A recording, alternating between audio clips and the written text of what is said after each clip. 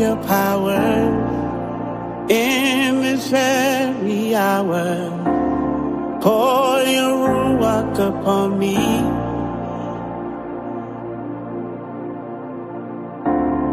Pour your ruach upon me.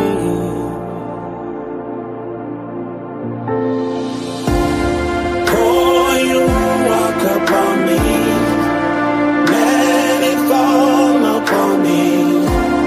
I need your power in this very hour. Pour your ruach upon me. Let it descend on me.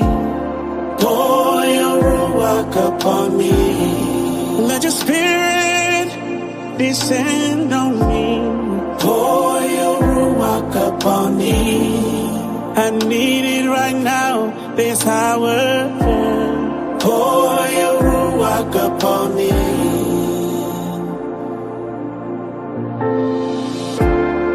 You are the potter, and I am the clay.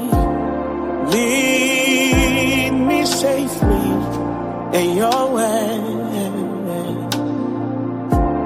I give you my heart, my whole life is yours. For all you have done, I can't ignore, 'cause you are the source for me. Pour your ruach upon me. Let it fall upon me. I need your power in this very hour. Pour your ruach upon me. Let it descend on me. Pour your ruach upon me. Let your spirit descend on me. Pour your ruach upon me. I need it right now, this hour. Pour your ruach upon me. Lift me higher, lift me higher, lift me higher.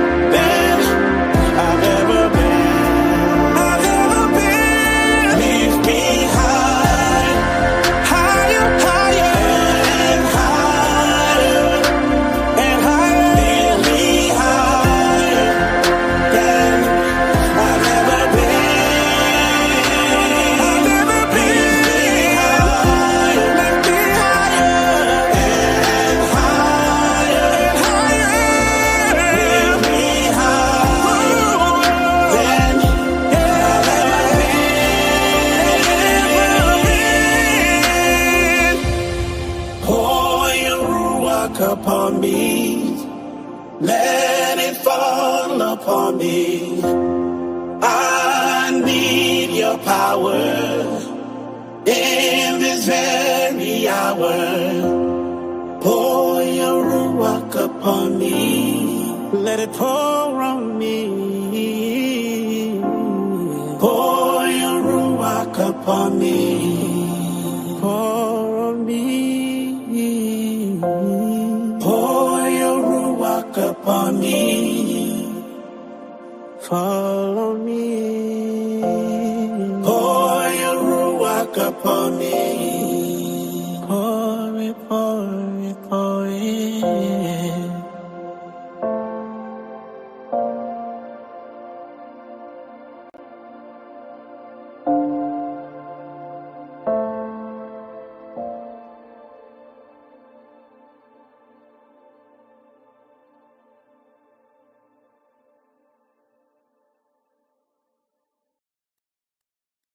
Kadosh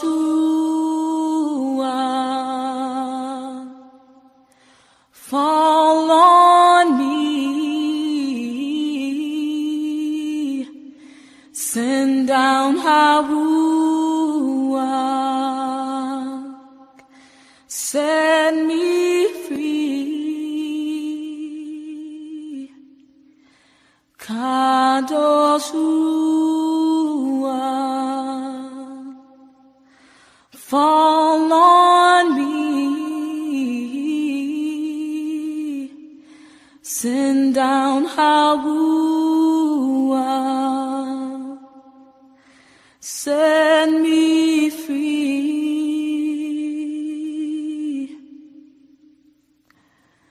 I've waited so long to feel you, searching and praying for truth,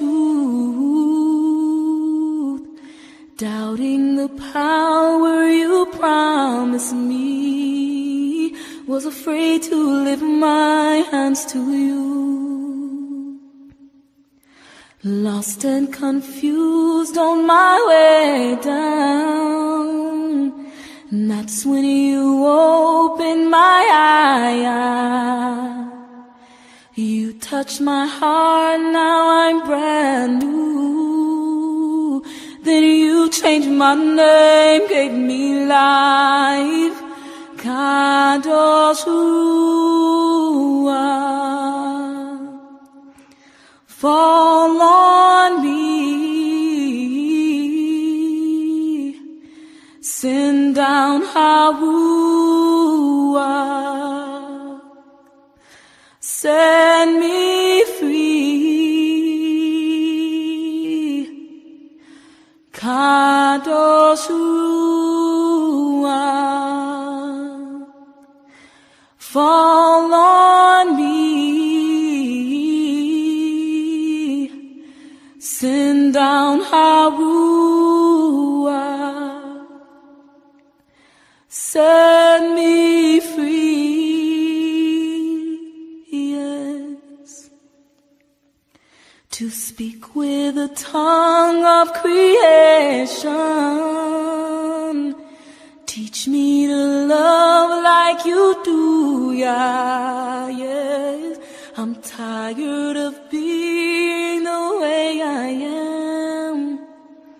On my knees I'm crying to you. Take my heart and erase my pain. Yahshua, revive me again. From now on I won't be ashamed. No, no, you are worthy, Yahweh, to be praised.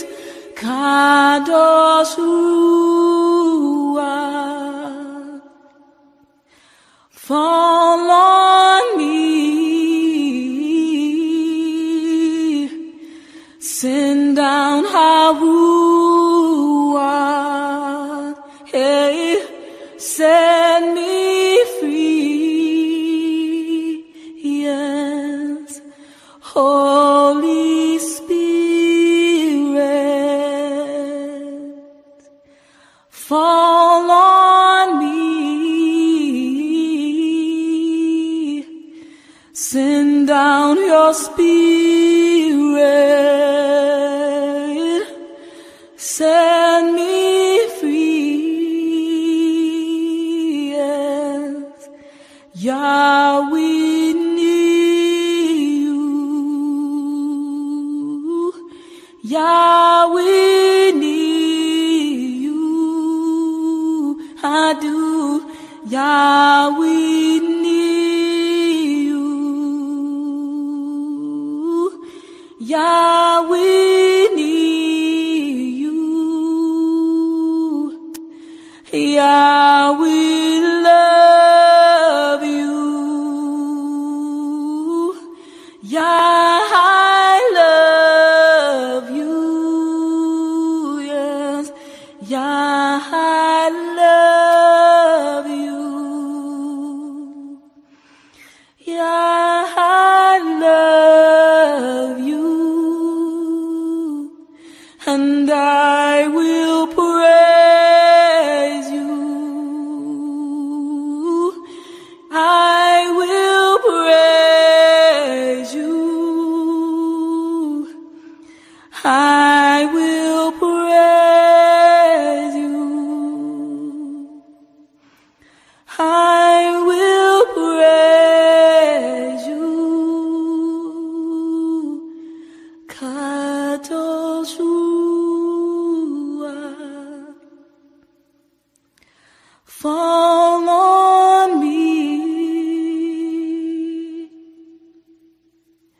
Send down Haruach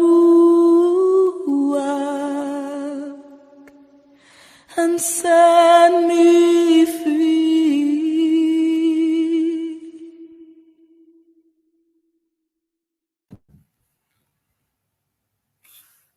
Am I tripping? Or did everybody start leaving that came in here when I played this track? Maybe it's me. Maybe they don't want the Ruach to fall upon them. But I want how Ruach Yahuwah to fall upon me. So guess what? I'm going to get in the spirit. I'm going to play it again. Kadosh Ruach, fall on me. Send down Haruach, set me free. Kadosh Ruach, fall on me. Send down Haruach,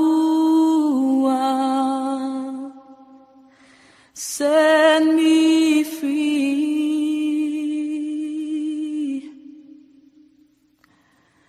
I've waited so long to feel you, searching and praying for truth, doubting the power you promised me, was afraid to lift my hands to you.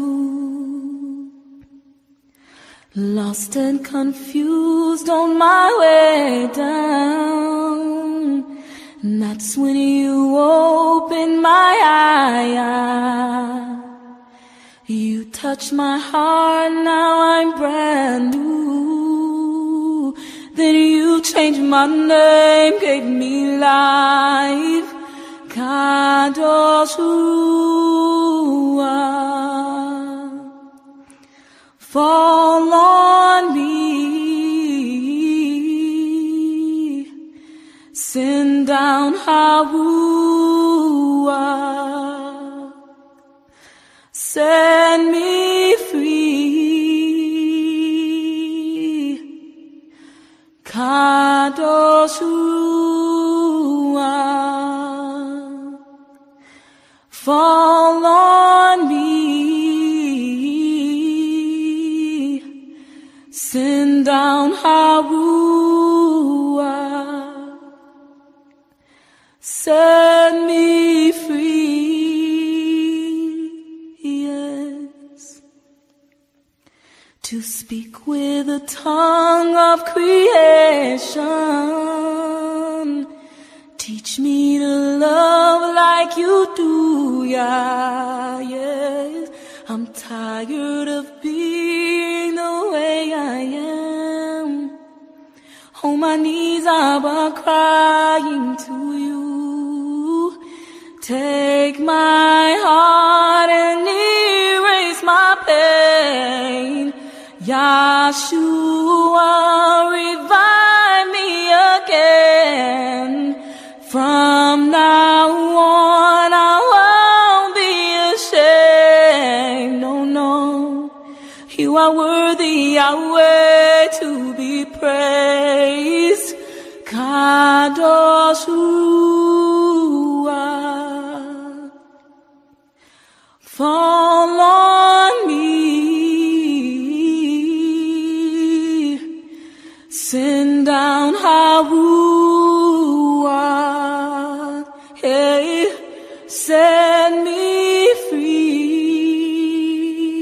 Yes, Holy Spirit,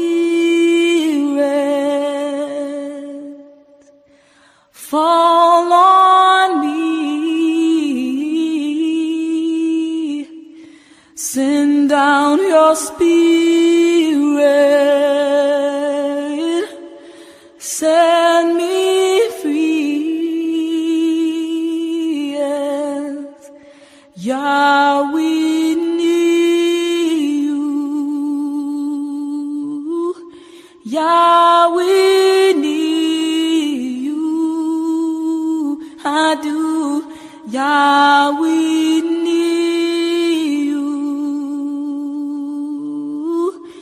Yeah, we need you. Yeah, we love you. Yeah, I love you. Yes. Yeah, I love you.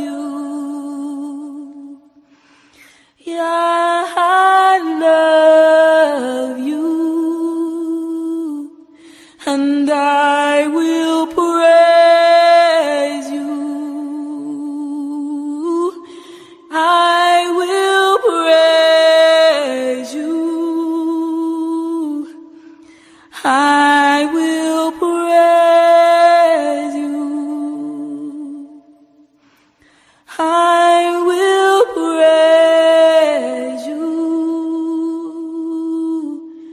Katoshua,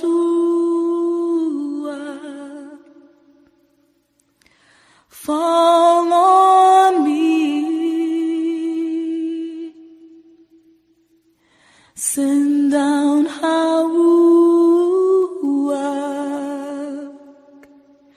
and set me free.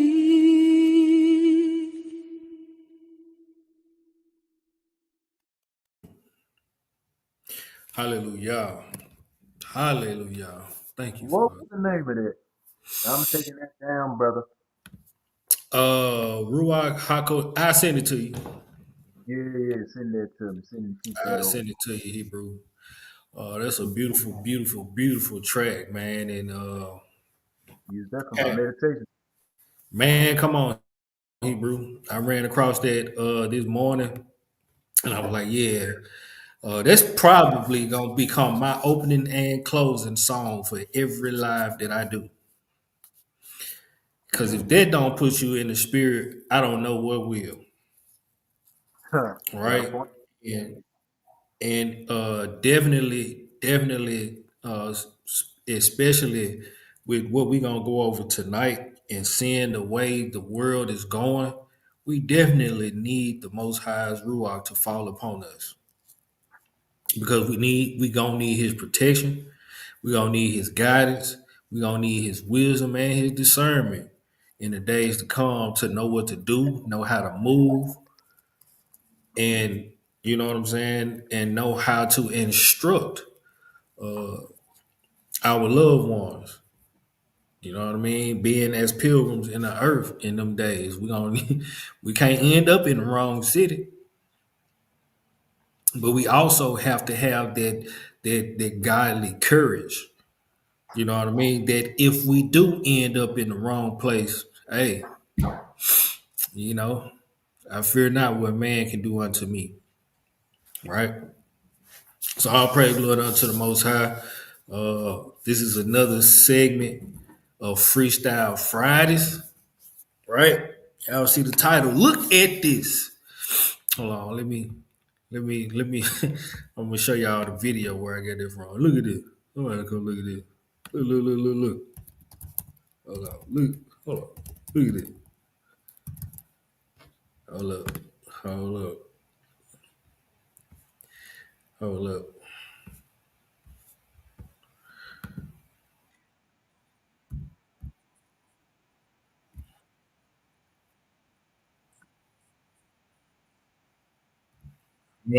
Y'all be patient.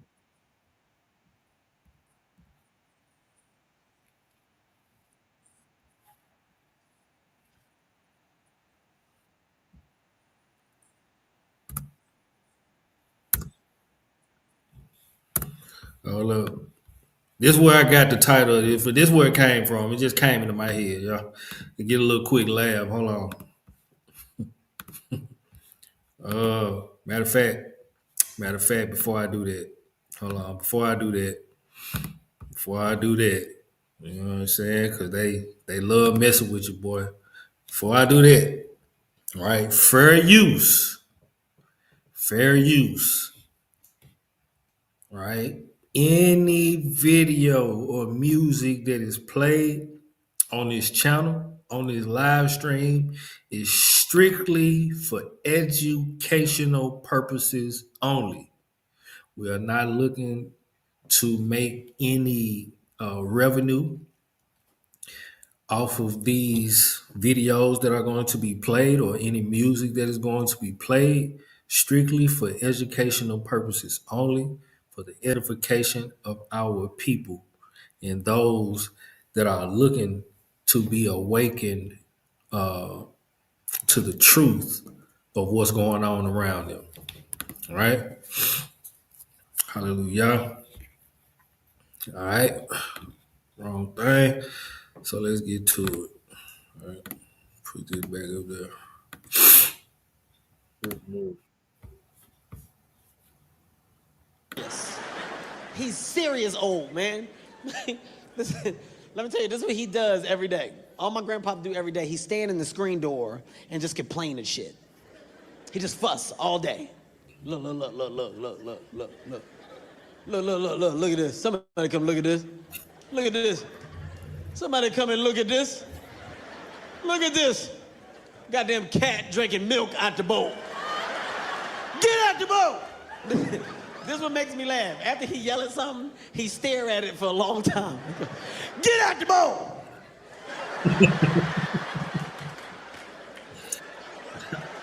All right. All right, that's enough of that. All right. Look at this. When I seen this, what I'm about to show y'all, I said, somebody come look at this. Look, look, look, look, look. Look, look, look, look, look at this. Somebody come look at this. Right. So what I'm about to show y'all is a video. I believe this is a Christian streamer. His name is Nick Jones. He's reacting to a video of this German soccer club that went viral. And when you see it, it went viral for the wrong reasons, right? And when it gets to a certain, I'm pretty much gonna mute it until he gets to the point of stopping the video that he's reacting to, because I don't want none of that what's being chanted, or I don't want any incantations or anything to come through our sound waves or our ear gates, you know what I'm saying, into our homes, our children that may be sleeping, or anyone in our houses that may be sleeping, because we may be ignorantly partaking in whatever they participate in, right? So I'm gonna start this, and y'all pay attention to what y'all watching, right? Check this out.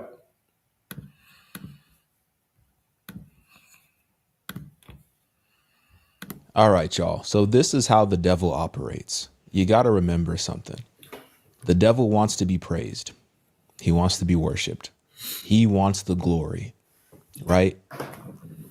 This is what the devil wants. A lot of people are saying that this is one of the most demonic things that they've ever witnessed.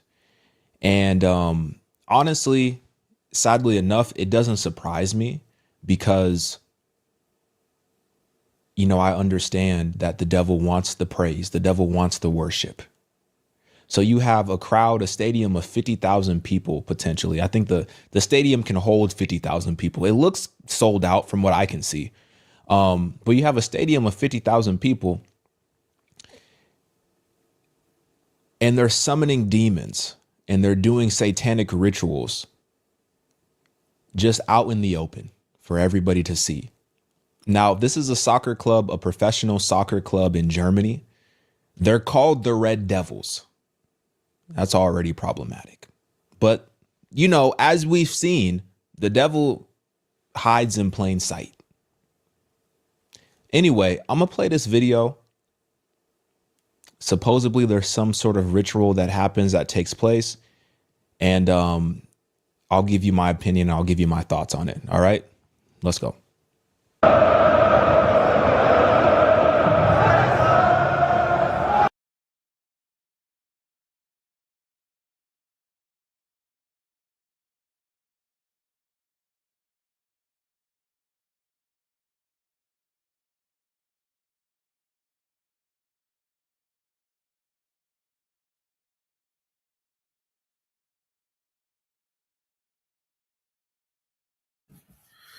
Y'all pay attention to this section over here, right?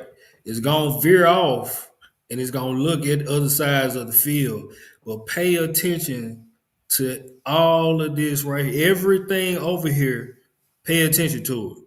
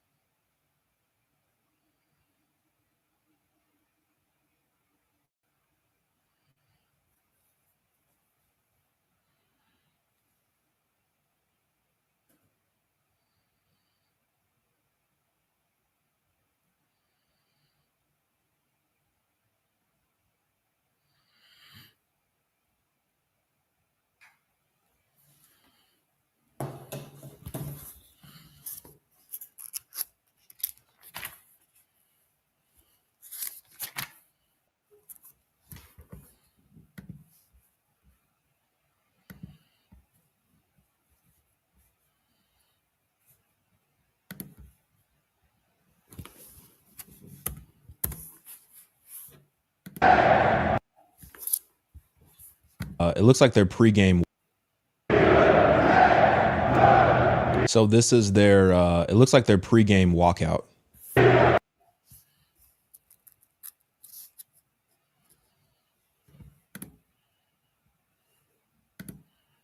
I see that. There's a bad pause on that, bro. You look crazy. But y'all see that? Start playing. Plain, Yeah. plain as day. This is at a live soccer game. And this deal, if you see him panning back and forth, you can see that deal is packed to the brim. It's sold out. Sold out. Let's get back to it.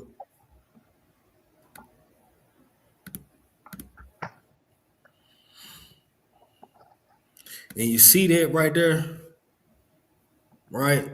This little sand right there, Yeah.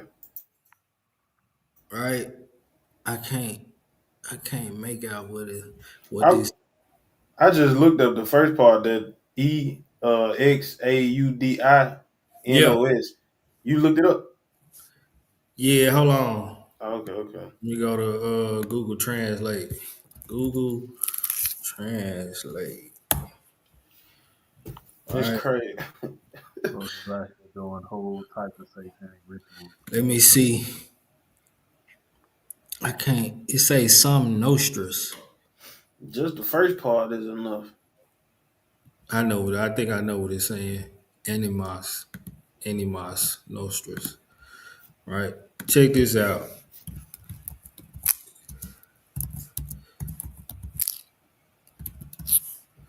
Hold up. Hold up. Y'all see what they're saying, right? Hold Yeah. on. Yeah. Hold on. Hold on. What else is saying? It surged. Let me see if I can. Hold on. Y'all give me a second. I'm gonna pull it up on my phone and then I'm gonna type it in. So I don't have to be going back and forth. Hold on. Real quick, can y'all hear me? Yeah. Okay, Going back and con. forth. Hold on. Real quick, can y'all hear me? Yeah. All right, y'all. So this, I'll give you my opinion. I'll give.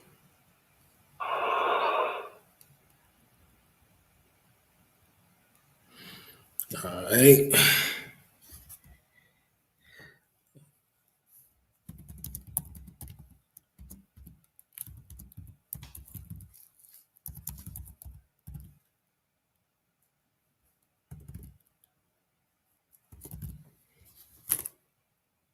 Two E.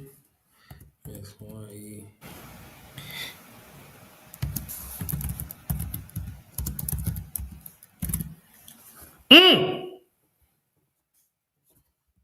Y'all see what they're saying?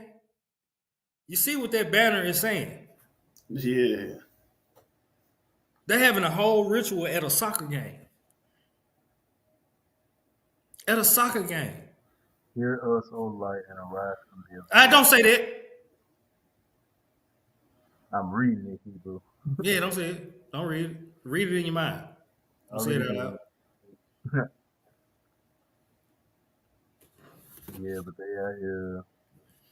Whole ritual. Yeah. Oh, and it's gonna be another one that come up. Let's go. Let's keep it going. It's gonna be another one that come up. Right?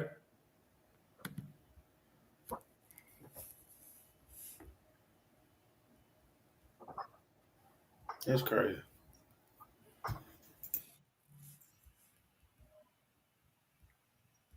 You must take the sound off that jump for a reason. Yeah. Because he repeating it.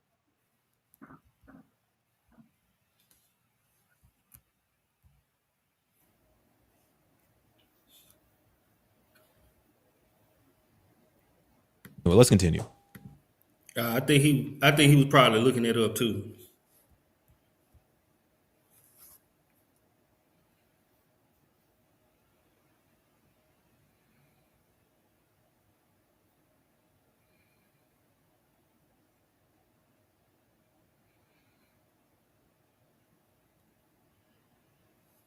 It's the fact that this is not just spur of the moment. This is practice. It's practice.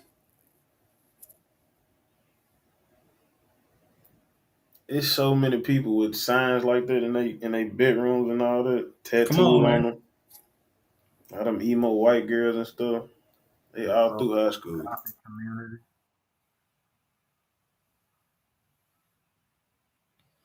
Them folks is freaking.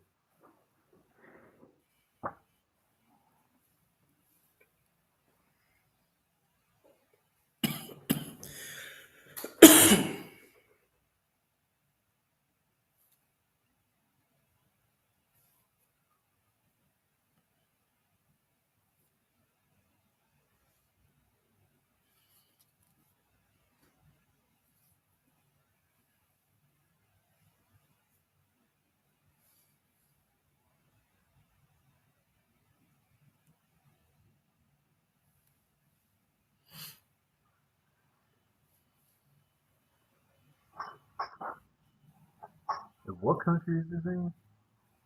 Germany. Mm.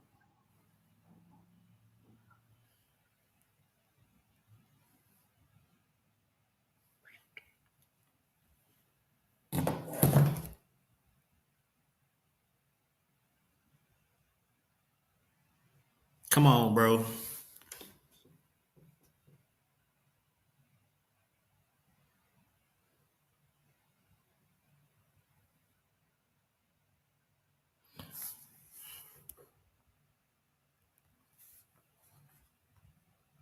Devil stuff is going on.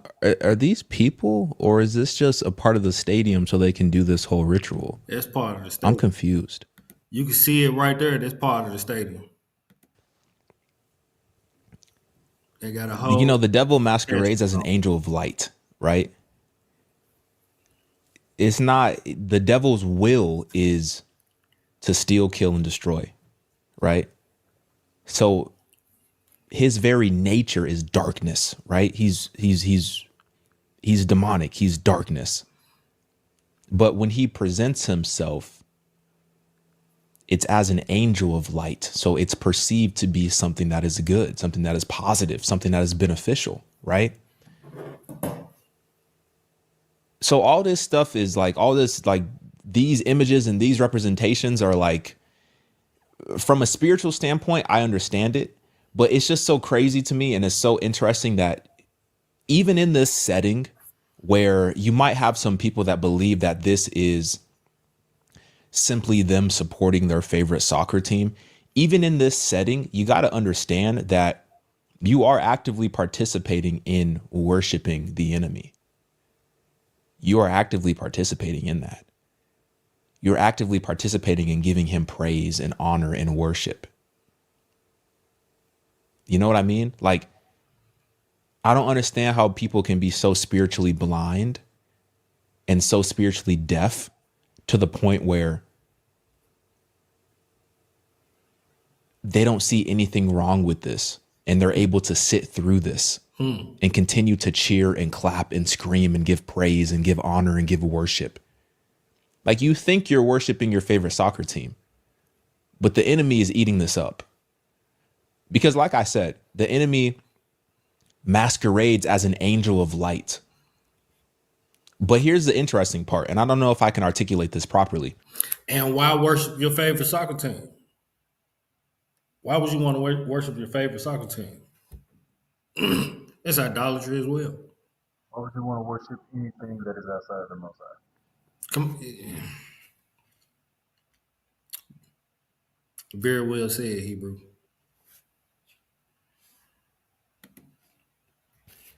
But if people are okay with this dark image of the enemy, then just think of how much more they are going to be deceived when he comes as an angel of light to them in whatever way, shape, or form, and deceives you into thinking that whatever act of evilness, whatever drug, whatever addiction, whatever sin that you're engaged in is actually beneficial to your spirit. You know what I'm trying to say? Some of y'all might get it, some of y'all might not get it, because I don't know if I'm able to articulate that properly. But anyway, let's continue watching. A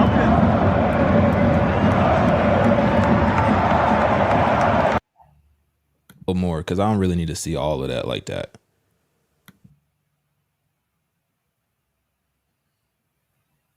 But you know what I'm saying. And then what? They hit the smoke. I'm trying to. All right. So we're going to look up the rest of what they say right there, right? Because that's a whole saying, right? Y'all see what the first one said, right? Hear us, old dude, right? And arise from the abyss, right? Can we read somewhere where it said an angel having the keys to the bottomless pit went down and opened it? Can we read that? Let's read that. Let's read that. Revelation chapter 9. Revelation chapter 9 and verse 1.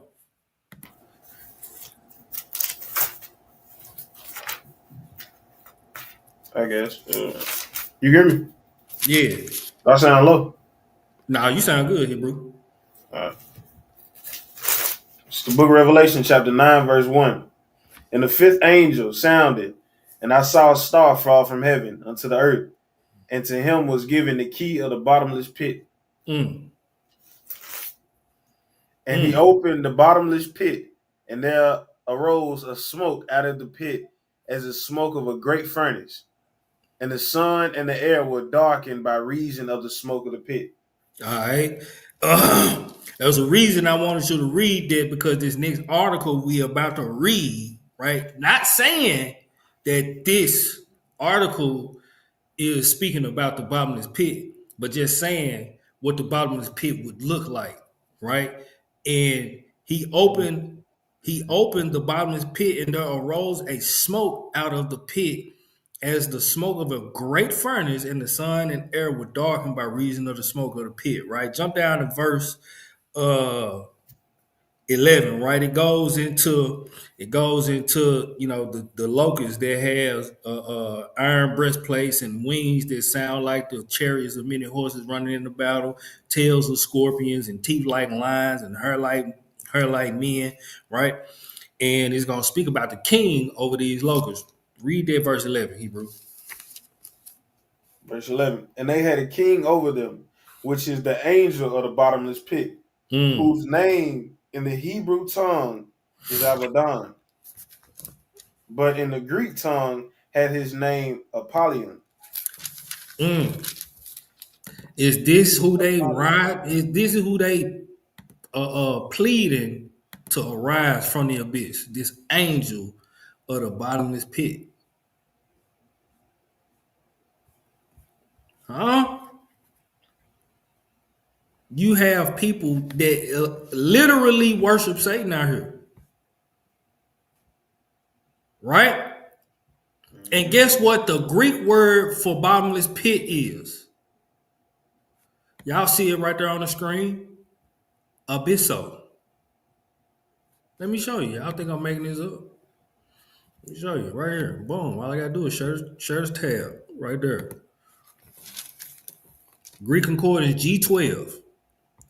Abyssos. Abusos. Bottomless, unbound, the abyss, the pit, the immeasurable depth. Right? It says a very deep gulf or chasm in the lowest parts of the earth, used as the common receptacle of the dead, and especially as the abode of demons.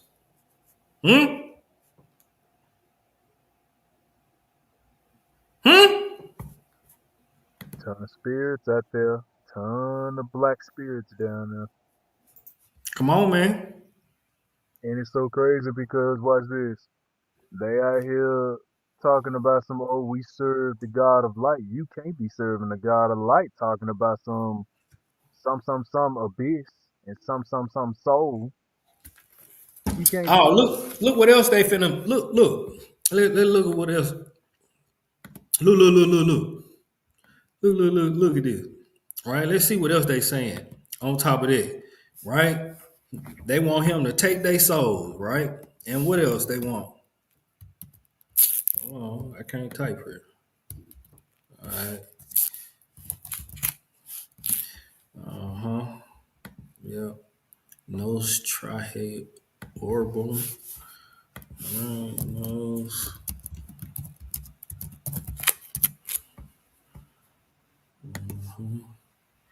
Mundi Regna. Hold on.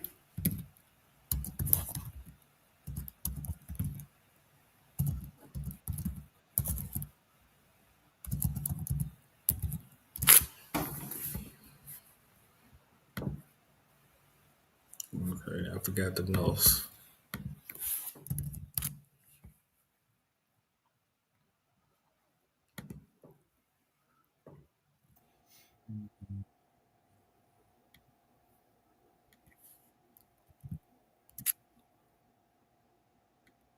If you type in just that EXAUDINOS, it'll give you Catholic Church prayers.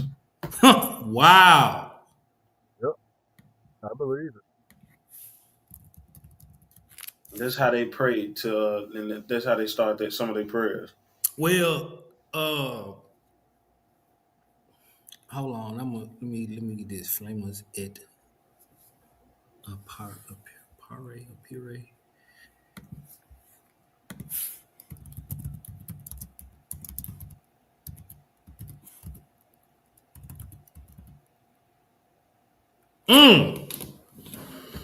Mm. So right, uh, the world's most famous Catholic Church, being that the Vatican in Rome, right? All of them over there speak what? Yeah. Latin. This is a German soccer team with Latin phrases, with a Latin, I don't know what to call it. Hey, Enchantment. watch this. Prayer. This is a prayer. This is a prayer. Yeah. When you Up put both of them together, this is a prayer. They want him to hear them and arise from the abyss, draw them to the light, whatever world of kingdoms, right? Probably the same kingdoms that he promised to Mashiach in Matthew 4 and Luke 4, right? This world is his kingdom. Not even that. They said take our soul. This is a prayer to go to hell. This, come on, Op. This is a prayer begging to go to hell, Come on, begging to Op. go to the lake of fire. Look, I was gonna say, man, that language is actually, Germany, considering the Vatican is actually located somewhere in Italy, as well as Germany. If you kind of look at it, bro, Germany and Italy got a long history together. So it's not uncommon that they would speak a similar language to each other. And then seeing that this is a prayer to basically the demon, the devil, the deceiver, like, bruh, you are literally begging. You are committing a whole spell. But see, the thing about it is though, we aren't no strangers to that. We've seen that in the ancient days, all through our scriptures, both from the enemy and our own. Yeah. Like Yeah. this is what they meant when they said. This is what they meant when they said that the dragon conspired with the Mm. nations of the one world order to go against the children of Israel. Because you got to Hmm. think about it. You do got quite a few Israelites out here that watch soccer, and Yeah. I'm pretty sure they saw that. Man, imagine just being at the game. You just trying to see your favorite soccer team play, and you in the whole ritual. But see, the thing about that is, you just trying to see your soccer team play, right?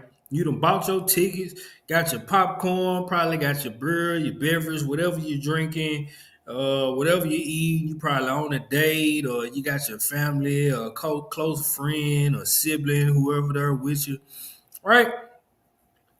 And you into it and woo woo wop.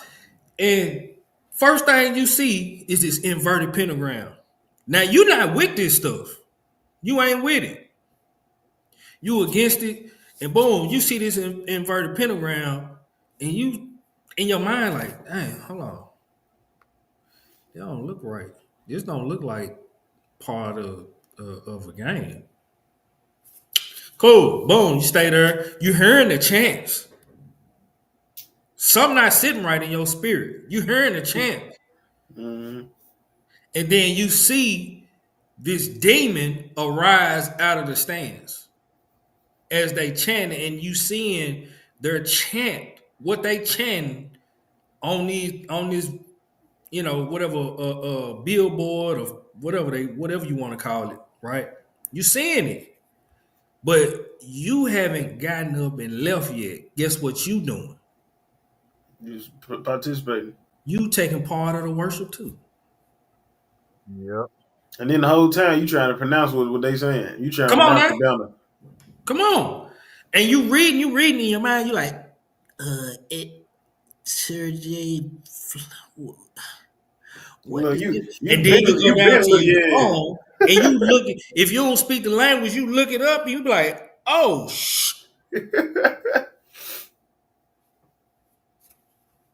just that easy. You welcome Satan into your life. Yep. Yep. Just that easy, I'm gonna right? tell you too though. I'm gonna tell you too. That 5-pointed star that they are using, it's the 5-pointed star, and this is from my notes. It's the 5-pointed star of Pinte. Pinte means five, and so kind of like how we have a holy day called Pentecost, but a lot of people forget Hashatan also has a Pentecost. So the thing about it is that this is an occult pentagram that is an endpointed 5-point star inside of a circle that a lot of churches like to use, and specifically it be a lot of Pentecostal Catholic churches, and some Presbyterian churches use it too though. It started somewhere before the churches. It did. Matter of fact, I'm thinking, and I could be wrong. I'm thinking it actually started in the time of the Knights Templars. Started before that. It started before Yes, sir. that. Oh, okay, you'll have to refresh my memory on that one. Hold on. Let me show you. Because there were Freemasons before there were Knights Templars. No, no, no, no, no, no, no, no, no, no, no, no, no. The Knights Templars are actually all. Well, they're like the You precursors. right. You right, because the Knights Templars, right, were actually Roman soldiers, protectors of the Vatican. Yeah, that was Where is after the it? Christianization of Rome. Yep. Where is this at? Hold on. I'm trying to find this spot in this video where they show all them where they show all the emblems of what you speaking of. Hold on, let me find it. I might not be able to find it without playing the video. Shh. Shite. Scheisenheimer.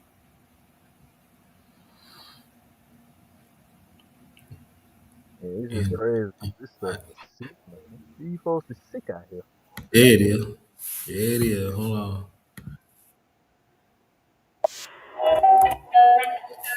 Yeah, right there. There it is, right there. Found it. There it is, right there. Right there. There it is. I don't want to give my video away too soon because I want to watch this whole video. I want y'all to see this whole video. There it is, right there. Yep. All of them. When you see them symbols, no. Yeah, you dealing with Freemasonry. No, you dealing with Luciferians because they say once you get to the 33rd level, you have to openly confess that you worship Lucifer. Hmm. Yep.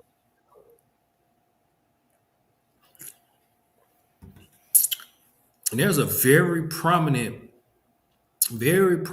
man, very famous man who wrote a book. He was also not what he was not only a general. I think it was the Southern Army, the Confederate Army, right? He was a general in the Confederate Army. He was also a Grand Dragon in the Ku Klux Klan, who Yep. wrote a book called Morals and Dogma Hmm. that predicted three world wars. And in said book, he said the Freemasons' God is Lucifer. Yep. He said it. Albert Pike. Albert Pike. Yes, sir. Well, this would be an excellent video to have Brother Dentel on. Oh yeah. But he had to work else too. Yeah. But yeah, we're gonna come back to this video because I want y'all to see that whole thing, right?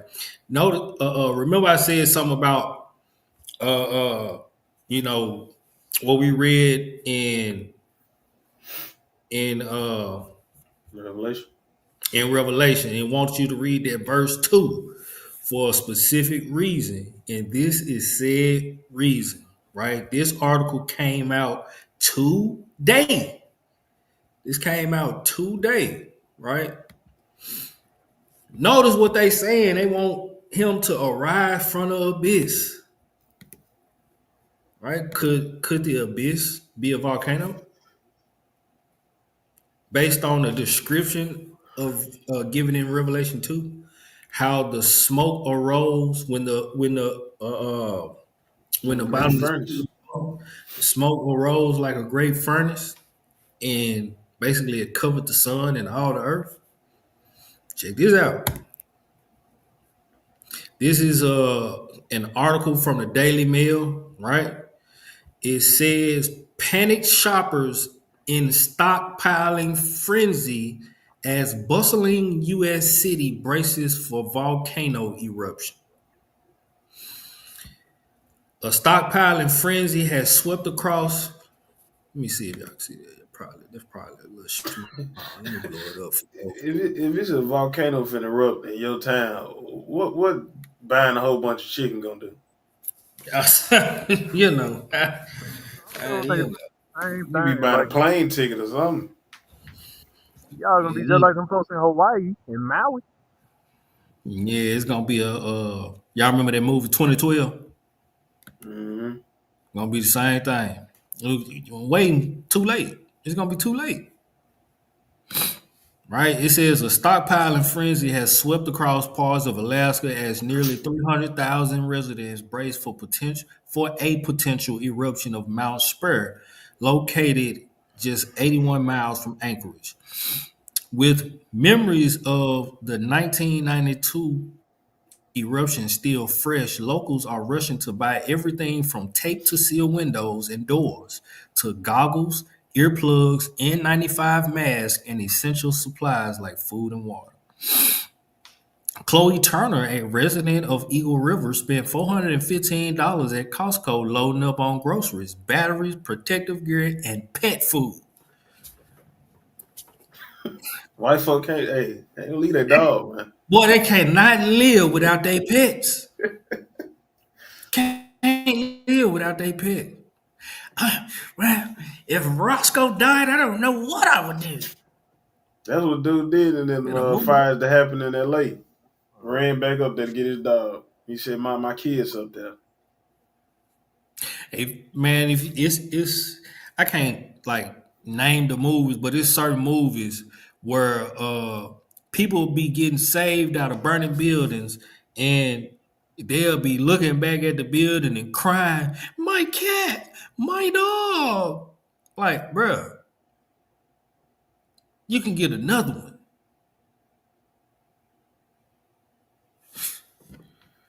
Don't worry about the damn dog.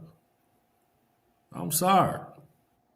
You know, play Yeah, I be I had a pit. I had two of my most loved dogs. I had three of them. Capone was my.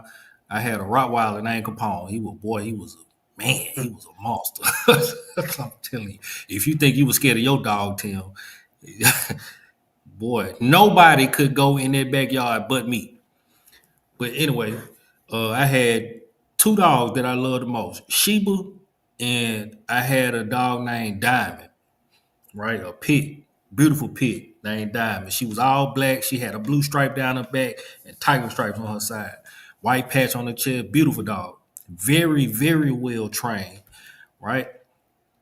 And man, if I was in a situation like this, if I ain't got no pet food, I ain't finna look.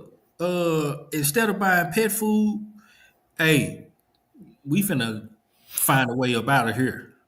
Yeah. I know it's some flights still taking off because it ain't erupted yet. So we finna get up out of here.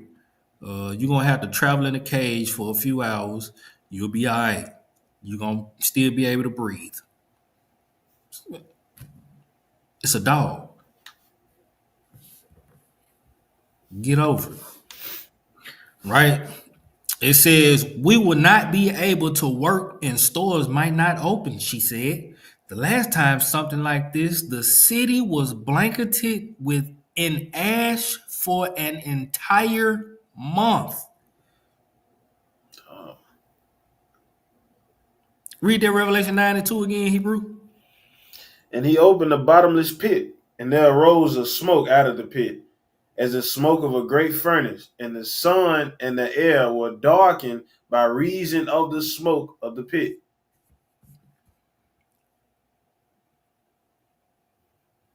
Hold on. Hold on. I saying, look at it. Look at it. Look at it. Is that what that's describing? Look like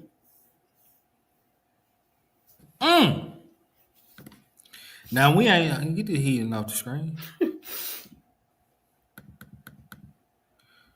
The heating too. All right.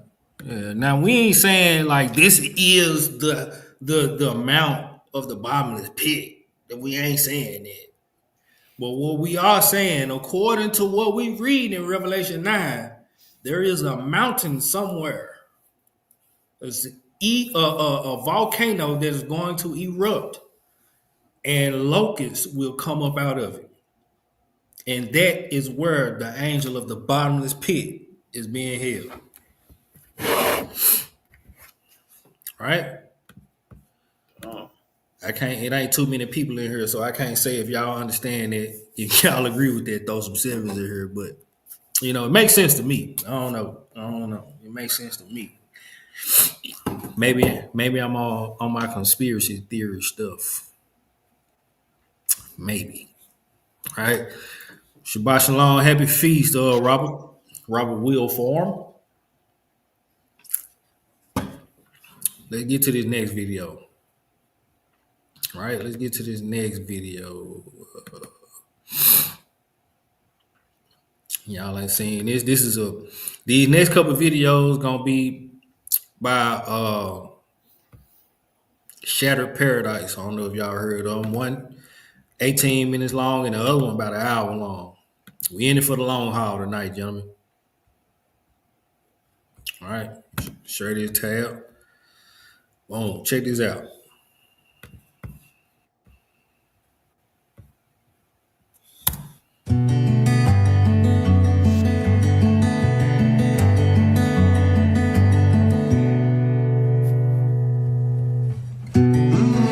You were reading that earlier, one and two. Yeah, that's what I was saying. Yeah.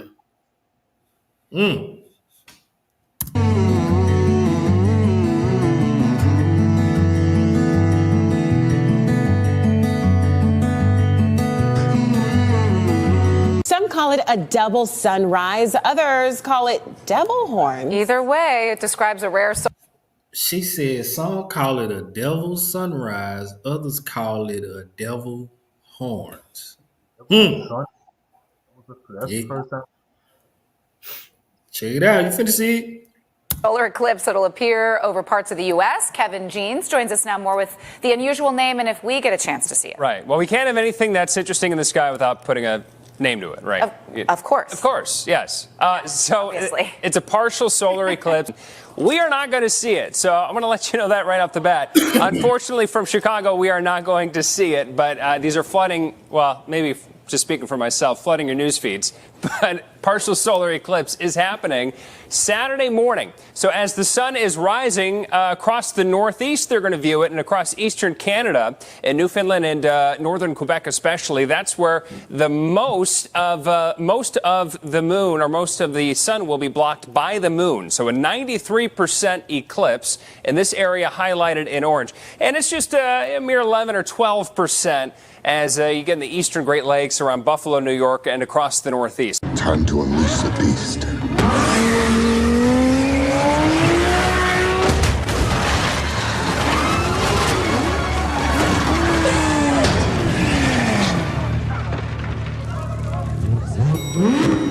Y'all heard what he said, didn't it? Time to unleash the beast. Man, look. The Most High giving sign after sign after sign after sign. If people not waking up and ain't awakened by time he get a call to these angels to go down and start doing what they supposed to do as we read in the scripture, then hey, just get prepared. Just get prepared. But now those who understand and know the truth, now is the time to be trying to draw closer and closer to the Most High. And like this song said, pray for him to pour his ruach upon you, because that's the only way some of us gonna be saved. That's it. It even talks about that in the scripture in 2 Peter. It says, man, for judgment will start at the house of the Most High first. And then you are going to be scarcely saved, meaning you're barely going to even get your foot in the door. Come on. That's a terrible thought. So I mean, I think that we're doing the right thing and stuff like this. Ask yourself every something is like I said before. Every thought, every action, everything that you say is being recorded. Everything. The angels, the malachim, they are writing this stuff down. You got something, Tim? I heard you flipping. I want the Romans 1:25.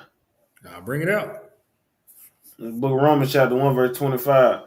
Who changed the truth of the Most High into a lie and worshipped and served the creature more than the Creator, who is blessed forever. Amen. I was just thinking about the look ritual they did at the soccer game, and then just our people and the heathen and all that. Not only do you believe in the creation and not the Creator, but you believe in the loser. Like you believe in the one that's prophesied to lose. And I'm glad you said that, Hebrew. We all like sports, right? Yeah. And in sports, if I ain't gonna say even in sports, with sports, if people are betters, right? Who they tend to lean to? The underdog. The underdog. Mm-hmm. So this whole world, all these people, yeah, we know Lucifer this and Lucifer that, but we betting on the underdog. He might, you know what I'm saying, overcome all obstacles. No, this is not the show Lucifer where he says his father is the big bad wolf. No, this ain't that. This ain't no TV show. This is not Superman. This ain't Superman and Batman where a mortal man gonna defeat a god. No, Lucifer is not gonna defeat the Most High. This is not the Avengers. This is not what you see on TV. This is real life, and he already lost. I seen all that. Well, I ain't seen all of it, but I seen like most of Lucifer. I stopped at like probably season 4, and I said, "Bro, this don't make no sense. How do you feel?" I mean, I looked at it from a comic book perspective, but then it was a comic book too, though.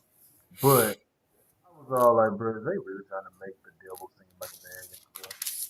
As that, but Yeah. the message that they telling is that they're actually giving more meaning to the name devil, because as you know, devil is translated in English as deceiver. Mm-hmm. One thing. You good. Go ahead.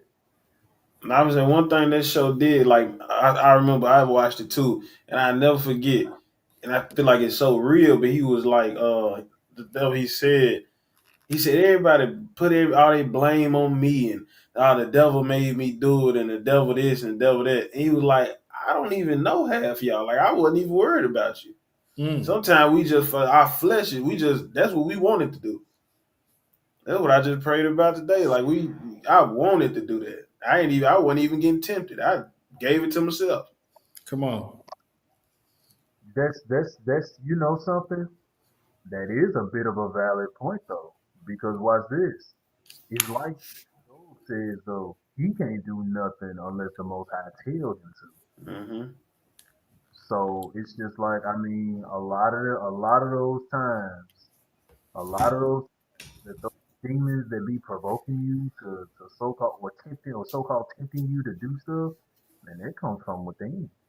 They say both the powers of heaven and hell pump through your veins. That's why Most High told you don't touch that fruit, that tree of the knowledge of good and evil.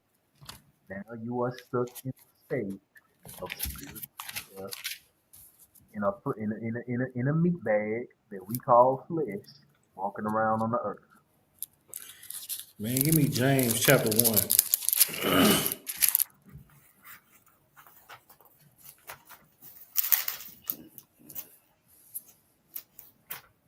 James chapter 1. James chapter 1 and verse 12 through 14. I got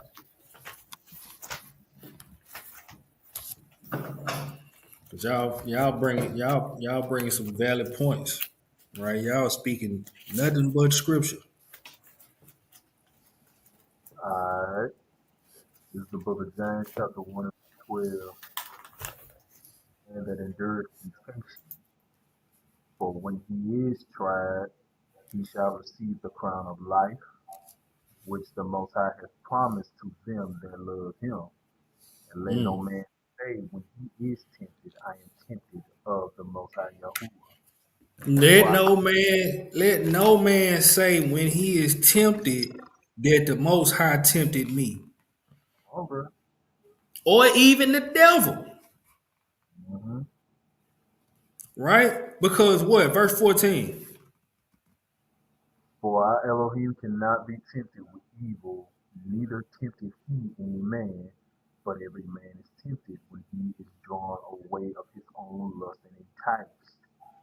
Of his own lust and enticed is when a man is drawn away. Of his own lust. Don't be nobody. All he do is do a little whisper. He might do a little whisper. Yeah, you can have it. It's gonna feel good when you do it.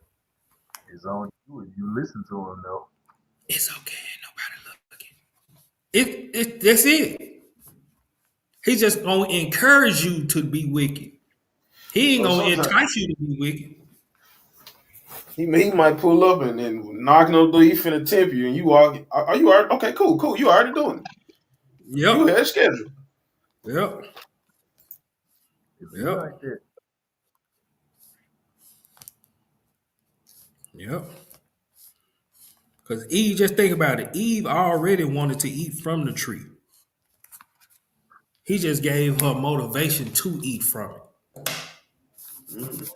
She already seen the tree and desired it to be made wise. Mm-hmm. So he just gave her what she wanted to hear. You shall not die. You can eat of it. Right? Where we was at? Luke chapter 21. Luke chapter 21. Man, don't get caught with your pants down out here. Do not get caught with your pants down. We were talking about being prepared. Luke chapter 21 and 34 through 36. That's the book of Luke. 34. Yes, sir. It's the book of Luke. It's the book of Luke, chapter 34. Chapter 21, verse 34. And take heed to yourselves, lest at any time your hearts be overcharged with surfeiting and drunkenness, and cares this life, and so that day come upon you unawares. For as a snare shall it come on all them that dwell on the face of the whole earth. Watch ye therefore and pray always. What you highlight? Hey, what you take from that verse 35? For as a snare shall it come all them that dwell on the face of the earth. It's just gonna come fast. Yeah, but he says it's gonna come as a snare on who? All of them. On all them.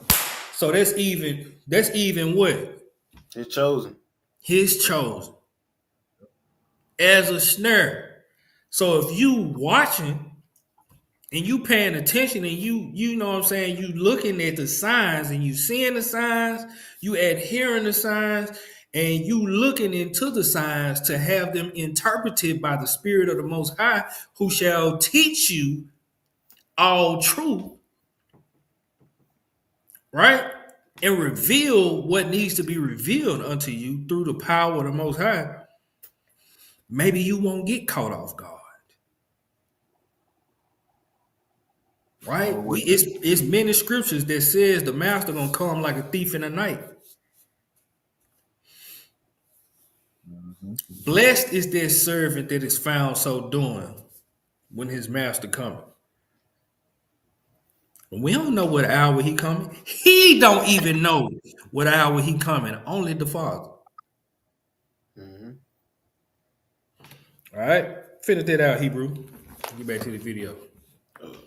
Watch ye therefore and pray always, that ye may be accounted worthy to escape all these things that shall come to pass, and to stand before the Son of Man. How you gonna be worthy to escape?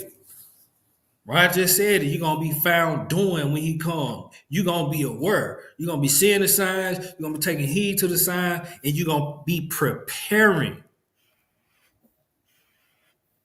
What we were saying earlier, Hebrew, if you stay prepared, you ain't gotta get prepared. Stay ready, ain't gotta get ready. Right? When it's time to go up out of the captivity, he look, hey, when it's his time to move you, guess what? You gonna already have your bags packed, your shoes on your feet, your clothes on your back, your jacket, your flashlight, everything you need to be ready to move when it's time to go. Mm-hmm. And that's even more like a reason to, if you feel like you on track and you've been doing good, and you slip up that one day, and that's the day he come. Come on now. Catch you right in your folly. Catch you right in your folly. What they red-handed. What'd you say, Hebrew? I was saying, what they say, caught that boy red-handed. Caught him with a pan down. Some of them literally.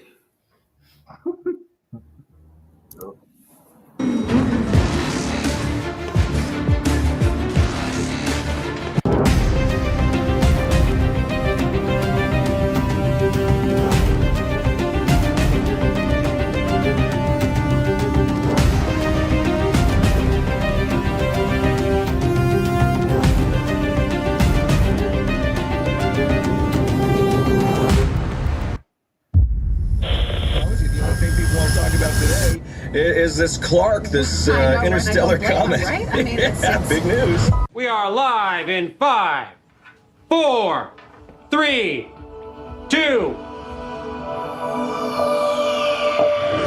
Good evening. Ever since his first heroic save nearly 20 years ago, the entire world has been asking the question, who is Superman? And today we finally have our answer. I'm Janet Olson, coming to you live from Smallville, Kansas, where I'm sitting in Superman's home. He's been living among us all along and is now ready to reveal himself. Would you introduce yourself? My name is Clark Kent, and yes, I am Superman. Full disclosure, I've known you as Clark for years. We worked together at the Daily Planet. The greatest secret of all time was right in front of me, and I never had a clue. I don't see Clark. Oh, maybe he's still sleeping. Dad. Some of Clark's larger fragments are now expected to enter our atmosphere. That's right, and others are just... What are they saying? More of the same. I bet you it's gonna make a heck of a show.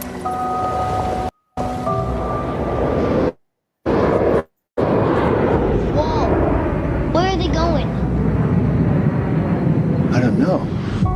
The Trump administration just doubled down on Greenland. It's in keeping with Trump's strategy of getting Greenland by hook or by crook. Vice President J.D. Vance announced this week that he was headed to Greenland later this week, taking on a controversial visit. When the first chunk is about to hit. Hit? Only part of it. It's going in the ocean. 2. Would you look at that? 1. Wait, where's the explosion?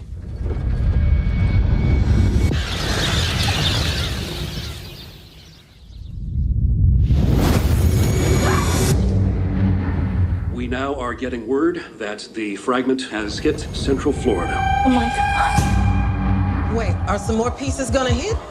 Come on, let's go. The sky's on fire. Officials in Greenland have already made it very clear that they don't want any Americans to visit them at this time. Originally, the Trump administration had said that Usha Vance, the second lady and the wife of J.D. Vance, along with Michael Waltz, who is the national security advisor, would be making that trip to Greenland, which is a semi-autonomous territory of Denmark.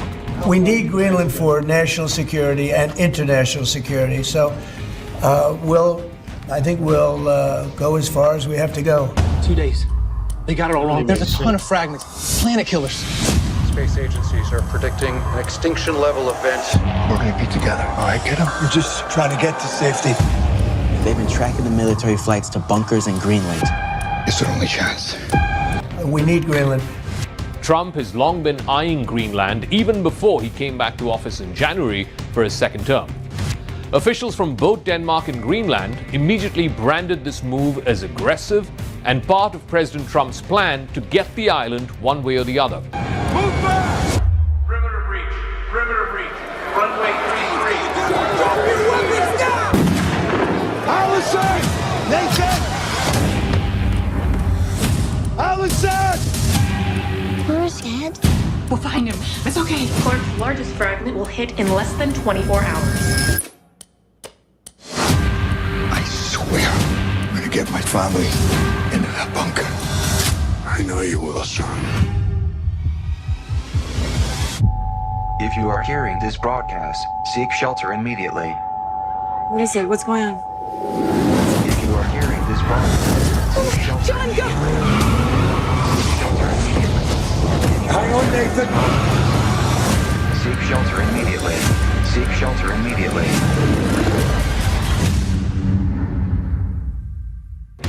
The White House then issued a statement Tuesday afternoon changing up the visit. The new itinerary is for both J.D. Vance and Usha Vance to visit the Pitufik space base, which is high above the Arctic Circle. While they are there, they will be receiving a briefing on the Arctic security issues, as well as meet with U.S. service members.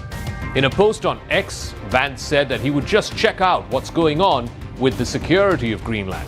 Hey guys, it's J.D. Vance, the Vice President, and you know there was so much excitement around Usha's visit to Greenland this Friday that I decided that I didn't want her to have all that fun by herself, and so I'm going to join her. I'm going to visit some of our guardians in the Space Force on the northwest coast of Greenland and also just check out what's going on with the security there of Greenland. As you know, it's really important. A lot of other countries have threatened Greenland, have threatened to use its territories and its waterways to threaten the United States, to threaten Canada, and of course to threaten the people of Greenland. So we're going to check out how things are going there. For my world to live, yours must die. To take this look, you have to come closer to your TV for this one. A picture of a sunrise over the Persian Gulf has the internet buzzing. Many are saying, well, it looks like devil horns coming out of the water. This photo was taken by somebody vacationing in Qatar during a partial eclipse. This was December 26th. And this went viral after being published as NASA's astronomy picture of the day.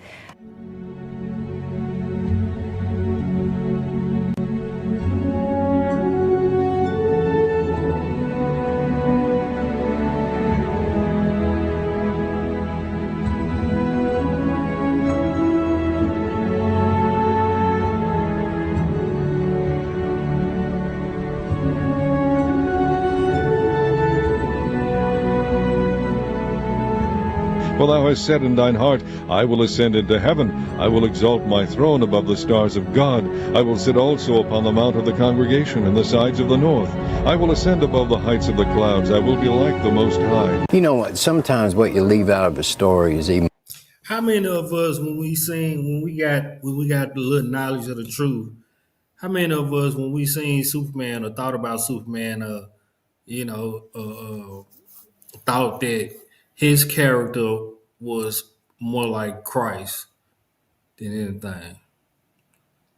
I had heard that a long time ago, and me being a comic book fan, reading up on Superman and whatnot, if you think about his story is based off of basically Christ, or at least they tried to. You sure? Well, yeah, based off of what I've seen, but of course, it's folly. Right, it is folly. And what's his name? What's his, huh? It's Kal-El. Kal-El, right? That's a play. That's a play on Lucifer's name, Hal-El. Mm-hmm. Hal-El. I think what's his name in reverse? It might be Hal. I don't know. Tobias, you probably know when the reverse Superman. The reverse Superman, Hal Jordan. I don't know. I think it's Hal though. Yeah, Hal. Yeah, Hal Jordan. Hal. Yeah. Hal-El. Hal-El. Wait, hold on. Kal-El and then Hal-El. Yep, you right. But check this out, right? He fell from his home, right? And, still had the same powers, but, pretty much became loved by humans Yep. and became their savior. Ain't nothing but the Antichrist. Yeah, because he get his powers from the sun, and what was Lucifer known as? Lucifer was called the light bearer. Yeah. He's the bringer of light. He's So, called the what? Son of the morning. So, you know what I'm saying? Then him getting his powers and stuff like that. And then on top of it, if you actually look on Superman's outfit, that little S that's in the middle of his outfit, which has been changed throughout multiple variations, that S actually stands for the serpent. I found that out probably maybe a year or two ago. So then we can look. We can take it a step further. Batman, despite him being my favorite superhero, Batman is also a symbol of darkness. They call him what? The Dark Knight. The Dark Knight, yeah. What's it got to do with him, Batman? Just like Superman and the Devil, both of them suck.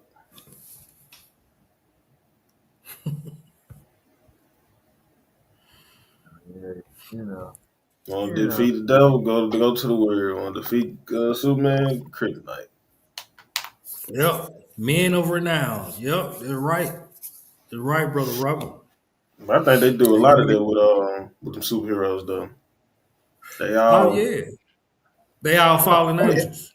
Every if you were like now that was one thing I saw coming into the truth. If you like take a deep look in it, everybody say, "Oh, you just conspiracy theories," but nah, every story sound like a story in scripture. And watch this. Since we talking about Superman, y'all do know that it's multiple forms of kryptonite. So you got the green one that makes him weak. You got I heard that. Yeah. That turn him gay. You got the blue one that in powers. Watch this. We're looking at all these colors of kryptonite. What else do these kryptonite colors actually represent, though?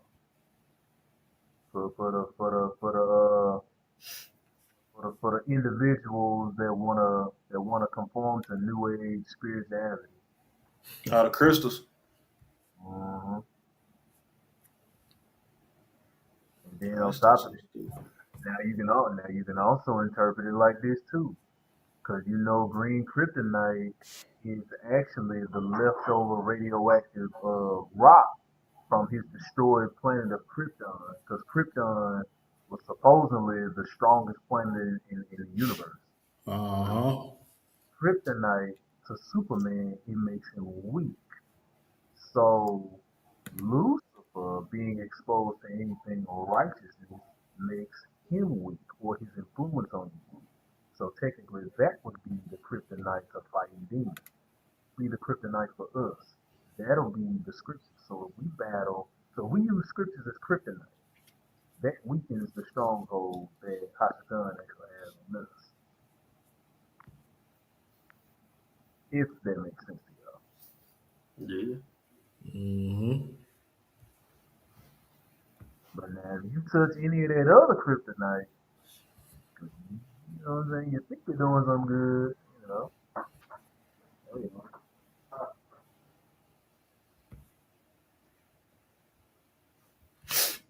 All right, let's get back to it. More interesting than what you leave in. That happened when we were in Oxford, Maryland. Learned that the pride of that old town was one Robert Morris Jr., the financier of the American Revolution. Years ago, we used to go down to the county library and get a picture of a bird like that, but now we just use the internet. That's where I found this picture here. Now, the caption said it was a shot of the Greek god Mercury handing a bag of loot to Robert Morris, the financier of the American Revolution. Well, that's just a tiny part of a much bigger picture called the apotheosis of Washington. Now, apotheosis is a Greek word that means to make divine. In other words, this painting shows George Washington becoming a god. Now, I never knew that happened. But there it is for all to see, painted under the most famous dome in the whole country, maybe the whole world, the United States Capitol. Now, the most interesting part of this particular heaven are the folks that live in it. Now, you'd expect to see Moses and Abraham and Ezekiel and that crowd hanging around, but not a single fella from the Bible's up there.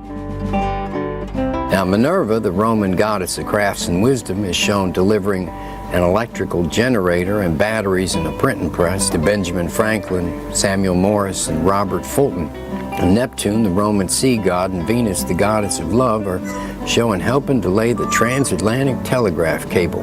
I'll bet you they were a big help. Now, there's some other gods, but not a single prophet, apostle, or even a lower archangel in the whole 4,500 square feet. All I know is what I read on the internet, but you hear a lot of talk these days about the religious beliefs of our founding fathers. Now, those boys may have been as devout as saints. We'll never know. One thing's for sure, you'd never tell by looking at Capitol Dome. Charles Paparella, WBOC News. I will ascend into heaven. I will exalt my throne above the stars of God. I will sit also upon the mount of the congregation in the sides of the north. I will ascend above the heights of the clouds. I will be like the Most High. Yet thou shalt be brought down to hell, to the sides of the pit.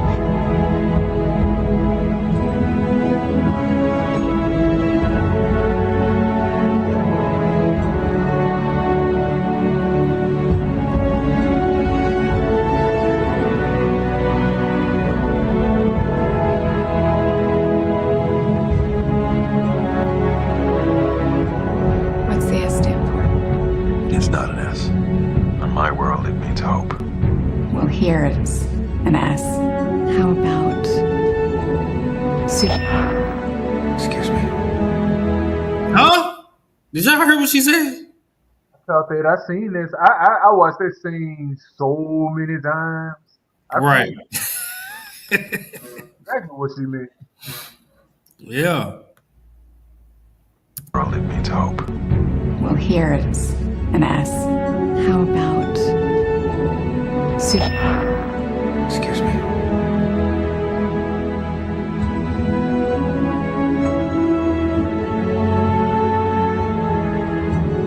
And no marvel, for Satan himself is transformed into an angel of light.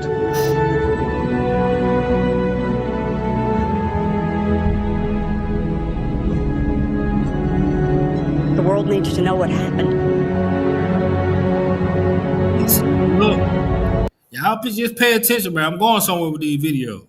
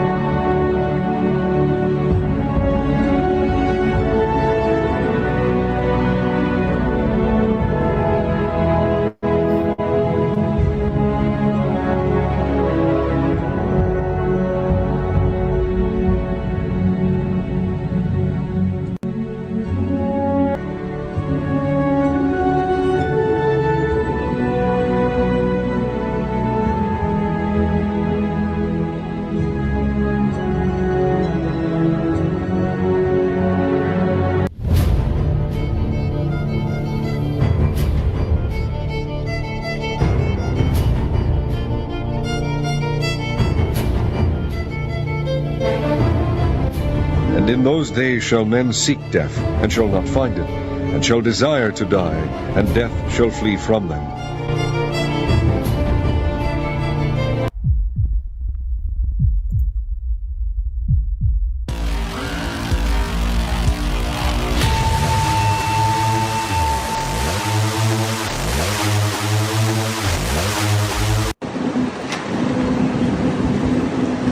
Happy Paddy's Day, America! Hey, why you walk like that though? Am I tripping? Why he walk like that? Why he look like that? Man, yeah, he been looking funny, but I ain't never seen that walk.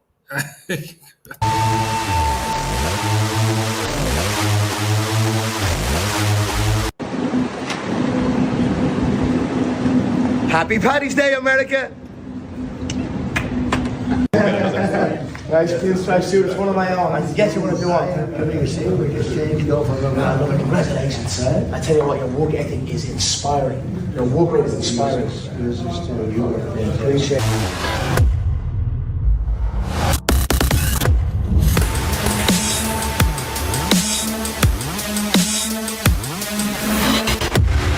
We're not here to take part. We're here to take over. I am the beast. Y'all know why they showing it, right? Y'all know about the Monster Energy drink? Yep. Yeah, the Vav. The Vav being the sixth number in the Hebrew alphabet. So they basically got 666 on their drink.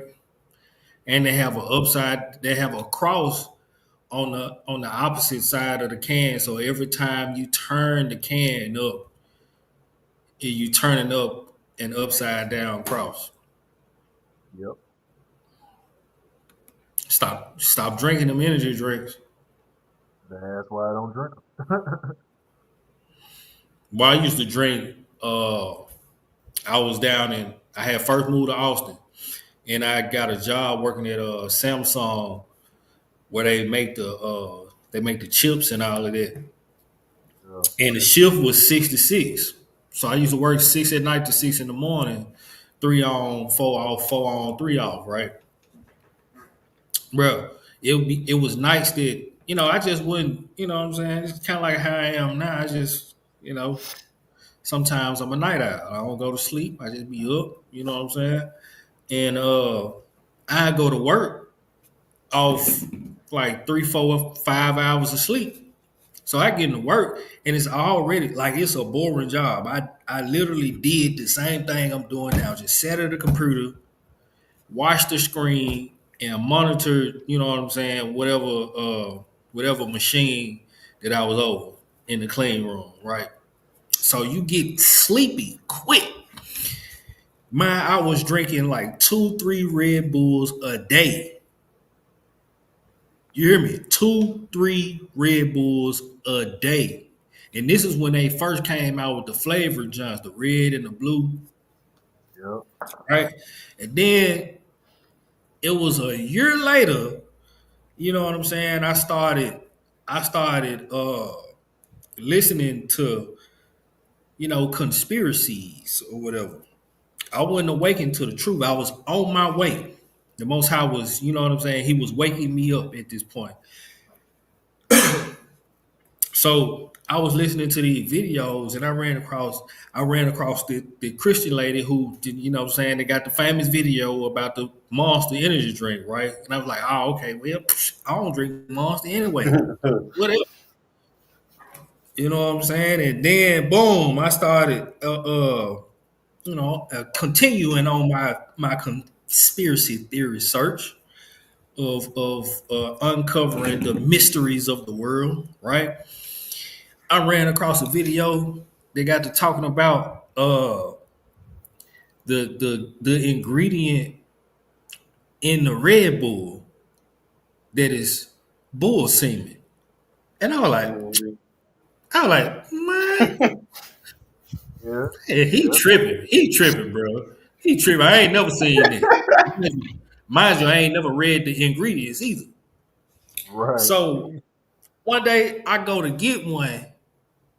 I'm at work. I go to get one. I'm stupid tired. I'm already on, you know what I'm saying? I had already been up like almost a day and a half before I went to work. Like I hadn't been to sleep. So I'm stupid tired. I go to get one and I read the back of it and the same ingredient that he was talking about was in it. I was like, But you know what the Red Bull symbolize though, don't you? The golden calf. Holy. The mole. Out of the mole. I think a lot of like that old stuff. I just think they just do that for fun. Put a lot of stuff in for fun. Like something hit me the other day was like an artist is always gonna sign their artwork. Mm-hmm. Right? And that's just all they do. Yeah. It's just fun at this point. Yeah. I Put it mean, in kid shows. I was watching a video, and it was basically saying like, they at the point with their agenda, and people still sleep, even though some are waking up like we waking up, right? People are so sleep and numb to their agenda that even when they wake up and realize what's going on, it's too late. Yeah. It's too late. How you gonna stop a boulder coming down a mountain? You can't. It's over with. Stop a boulder before it get to going down the mountain. Because once it get that downward trajectory and that force behind it, it's over. A boulder, it's over with. It's over with. Get out the way. Get out of the way. And everything they doing is going straight to plan.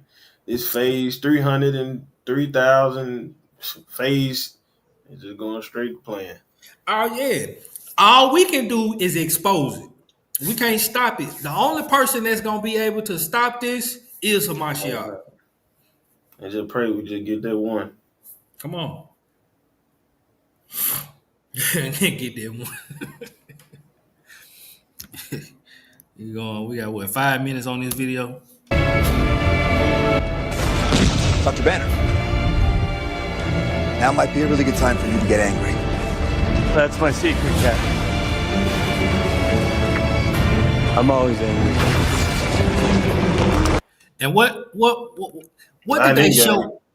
What did they show us with these movies right here, the Avengers? Transhumanism. That's what they're showing us right now with Eric Banner, the Hulk. Transhumanism. They already got that in the works too. Like when we be sleep, they be up pushing forward with their agenda. Satan don't sleep. All right, that's why the scriptures say they that sleep in the night. They don't sleep. They pushing forward their agenda. And their whole mission is to open these portals, summon their master, Lucifer, and bring about their new world order. Also build this temple. We're going to talk a little bit about that too. We're going to talk a little bit about that too. Yes, sir. Yes, sir. The Most High finna shut everything down. And why he said, look, if he didn't shorten the days, there shall no flesh be saved. Right? We literally, bro, I can, bro. We've been down here a month already. It don't even seem like it. Man. We've been out here a month already, bro. It literally feel like it was January 1st, yesterday. Mm-hmm. We just came into 2025 and it's already April. Yep. I thought that was just graduate high school and then how it felt, but nah, that's everybody feeling that. Come on, man.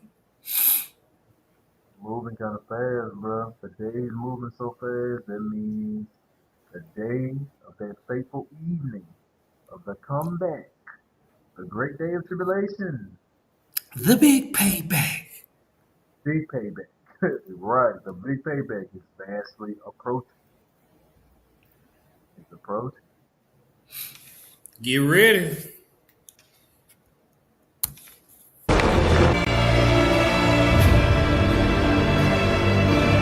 If the world of 1916 was complex, or the world of 1945 was complex, the world of 2016 is intensely complex. And I can tell you that from personal experience, and I know there's many others who can tell you that as well. And you will graduate and be in that world, and you're going to be leading the soldiers and the sailors, the airmen and the Marines in that world. You'll be dealing with terrorists. You'll be dealing with hybrid armies. You'll be dealing with little green men. You're going to be dealing with tribes. You'll be dealing with national. How you even just put that in there? Like, I said little green men. What you trying to say? Hold on, hybrid man. army. He said hybrid armies, little green men, and then did he say tribes? Wonder what tribes he talking about you gonna be dealing with. Come on, bro. It's a lot of messages here, bro. Man, that's not even normal conversation rhetoric. Little green. So he talking about hybrid armies. He talking about these what they call them? Chimeras. No. Because that's the only hybrid that I know about. iRobot. Will Smith and iRobot. Oh, you talking about like the android. Cyborgs. Yeah. Cyborgs. The little green men, demons. And tribes.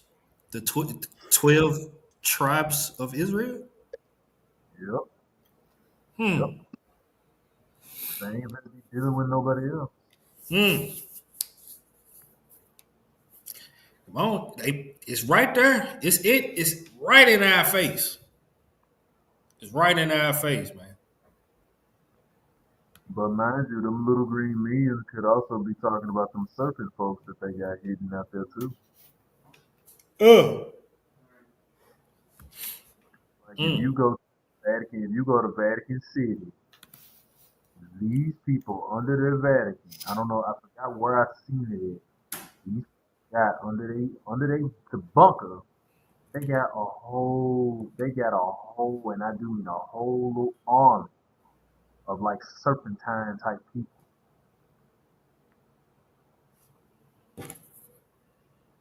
So them could also be the little green individuals that they talking about.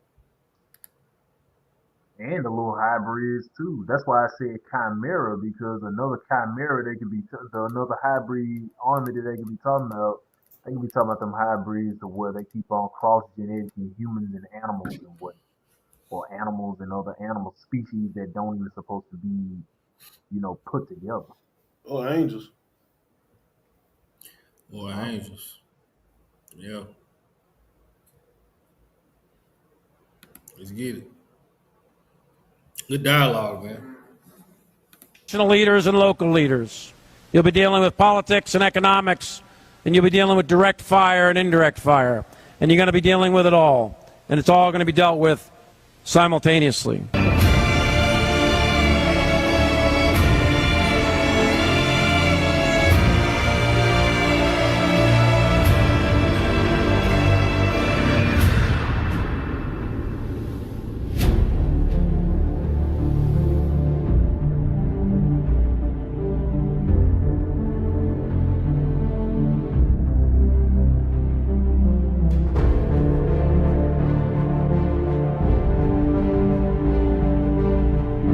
Started as a legend, one of the greatest of all. 1,000 years we've kept it hidden to protect Earth from what was destined to arrive. Optimus Prime, you destroyed your home.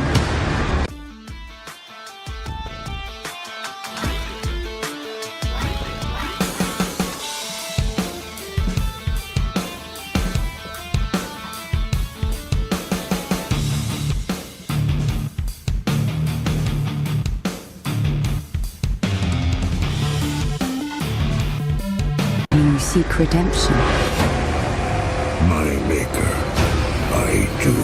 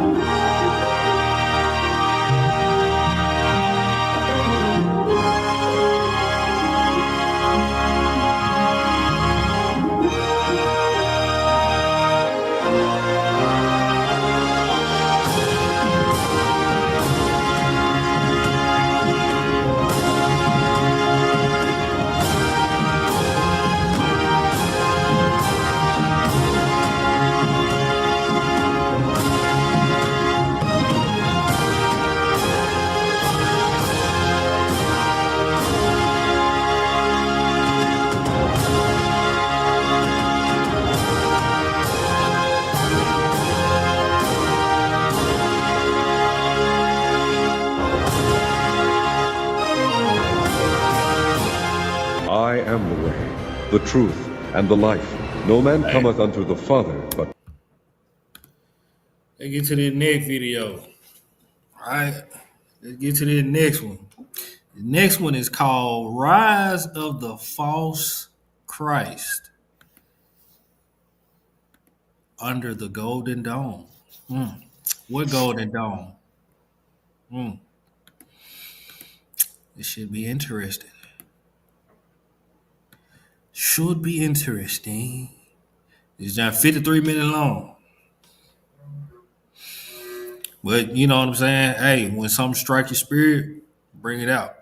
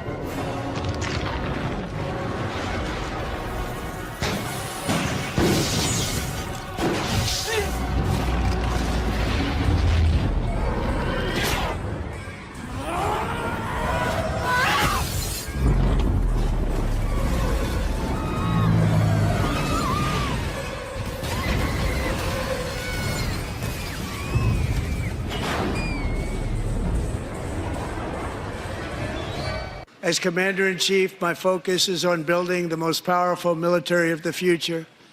As a first step, I'm asking Congress to fund a state-of-the-art Golden Dome missile defense shield to protect our homeland. If I have a word with your wife. As you wish, but look not upon her with lust, and do not send her friendly emails. That's how it begins. Homer is suffering from what's called Jerusalem syndrome. Ah, yes, Jerusalem syndrome, the name given to religious delusions or psychoses that occur when people visit Jerusalem. Have you ever noticed that Dad always gets the disease they write about in the in-flight magazine? Oh my God, Homer's gone! Oh, what's he gonna do now? Dad said he was going to unite all faiths. And only one site is sacred to Muslims, Christians, and Jews. The Dome of the Rock! Dad said he was going to unite all faiths. And only one site is sacred to Muslims, Christians, and Jews. The Dome of the Rock! Did y'all hear that? The Dome of the Rock. Exactly. She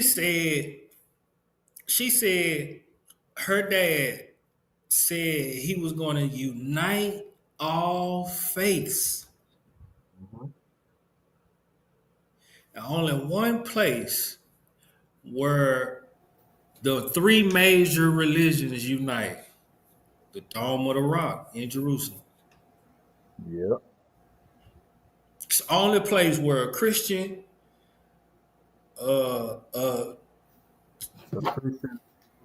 so-called Jew, and a Muslim can be cordial under one roof. And A-Tube, on top of that too, remember that video that I sent you that night about the testament of King Solomon, the greater and the lesser keys? God. You remember the video? So it was one particular scene up in there. One scene where when the dude was narrating, he said that the dragon brought them all under one consent to actually unite the one rule of all the faiths. So God, bruh, if we also looking in, what is it? I think it's Revelations 12, where it talks about all this stuff. Bruh, that's gonna be the place where the battle gonna really, really, really take place. Yes, sir. Yes, sir. And what is the Pope currently trying to do? He's trying to unite all faiths, one religion. Who else did it in history that we know? Nimrod. Exactly. Come on. Dome of the Rock. Messiah away! Hear what he said? Messiah away. And see, people would look at this and laugh. Ha ha ha ha ha. This is funny. It's cartoon. Yeah, okay. Well, you don't know the editor and creator of The Simpsons is a 33rd degree Mason. You don't know that. Shit, that was in Deadpool too. He called himself the Marvel Messiah. Marvel Jesus. Yep. Yeah, I don't think this stuff is just jokes. Now. Yeah, all right. Pop off. All right. Don't be playing around like we got time. One day at a time. If you wake up tomorrow, all praise glory unto the Most High. Do everything that you can according to His will. And pray to find out what that will is. Open up your Bible.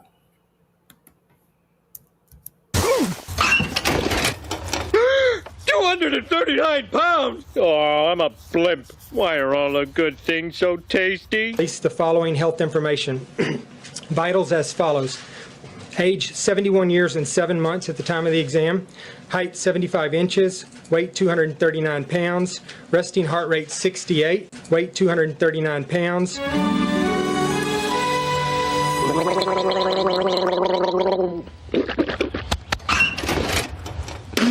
Oh no! 239 pounds! Weight 239 pounds. This one says Carolina Panthers! Messiah says row. Okay, בסדר. Okay, everybody, come on. This shrine contains the rock on which Abraham was going to sacrifice his son. And Muslims believe something too. To find out, hire a Muslim tour guide. That's a barrel of laughs. Anyway, shut your face. Thanks. You can stop giving the tour now. You don't want to do a photo with me? You can hold my gun. I used it in Entebbe. I killed 3 Ugandans. No thanks. Before you go in, you fill out comment card. Okay. Don't forget the back. You people are so pushy. What, Israeli people are pushy? How about you experience a couple of genocides and see how laid back you are? We were purged from Spain. Throw out of there. They allow everybody in Spain, but for us, Jews, no flamenco. Get out. I'm pushy. Please, you, stay there, surrounded by your great enemy, Canada. Try Syria for 2 months, then we'll see who's pushy. Welcome to Jerusalem. Welcome to Israel. For a president now following the path of his predecessors in search of Middle East peace, Jerusalem may be a good place to start. A crossroads of faith and a sometimes violent flashpoint. Jerusalem has been, will continue to be the center of the conflict. It has been the shortest spot on earth to heaven. It cannot be yours and not mine.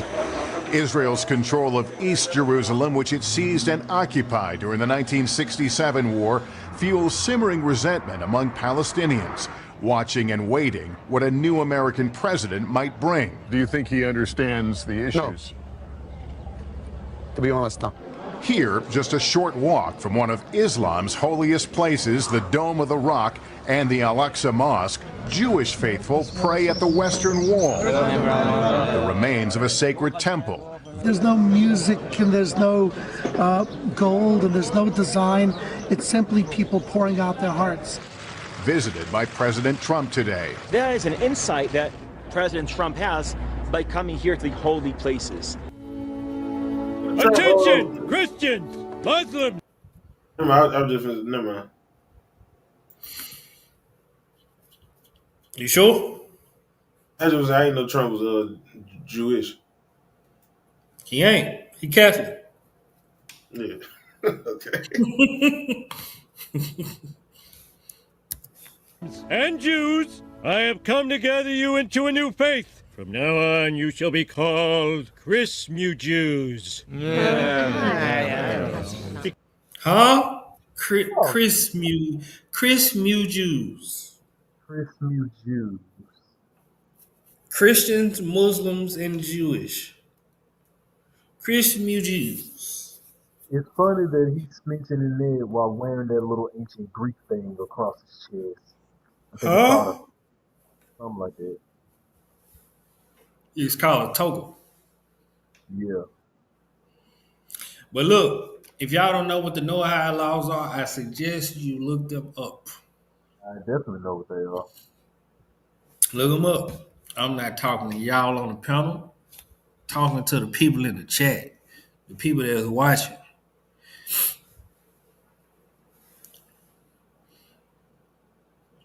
Well, Tim, I don't know if Tim know what the Noahide laws are. But if you don't, whoever don't know what the Noahide laws are, look them up, because those are going to be the New World Order laws. Right? And if you break one of them laws, guess what? They say it's off with your head. You put to death. It's on the screen. Okay. Let me know when you got it so I can press play. You good? All right. Because when you get down to it, aren't all religions the same? No. And Ronald Reagan wanted to do it long ago, but the technology just wasn't there, not even close. But now we have the technology. It's incredible, actually. I'm telling the truth, Doc. You gotta believe me. Then tell me, future boy, who's president of the United States in 1985? Ronald Reagan. Ronald Reagan? The actor? Then who's vice president? Jerry Lewis? I suppose Jane Wyman is a first lady. Whoa, wait, Doc! And Jack Benny is secretary of the Treasury. Doc, you gotta listen to me. I got enough practical jokes for And other places they have it. Israel has it. Other places have it. And the United States should have it too. Watchtower, this is Looking Glass. We have a missile launch detection. Confirmed. We have missile warning. Confirm threat and report confidence. Continuous tracking confirmed. Inbound threat confidence is high. Engagement authorized. Confirm target and initiate interceptor launch. Confirmed. Single missile interceptor away. Green interceptor on track and link established. Interceptor onboard targeting active. Multiple objects detected. Target assignment initiated. Verified. All target objects assigned. They tell you what to eat, when to pray, how this imperfect clay that we call man can mold itself to resemble the divine. But we can never attain that ultimate grace while there is hatred in our hearts for each other. I did it. I reached him. Celebrate your commonality. Some of us don't eat pork. Some of us don't eat shellfish. But all of us love chicken. You can simmer it in a tagine. In a soup, you can boil it. Spread the word. Peace and chicken. Can I have 30 milkshakes? And also some chicken. And we're going to take care of the customers. Is business good? Making a lot of money? Everyone getting rich, right? Thanks very much. Look at the way you hope. You like each other, right? Can I have 30 milkshakes? And also some chicken? Peace and chicken. Don't listen to this fat idiot. I am your messiah. Avert your eyes from my wrinkly arms. Uh-oh. We've got another case of Jerusalem syndrome. Intercept in 3, 2, 1. Watchtower, this is Looking Glass. System has confirmed intercept. We confirm. All target objects eliminated. Moving to status screen.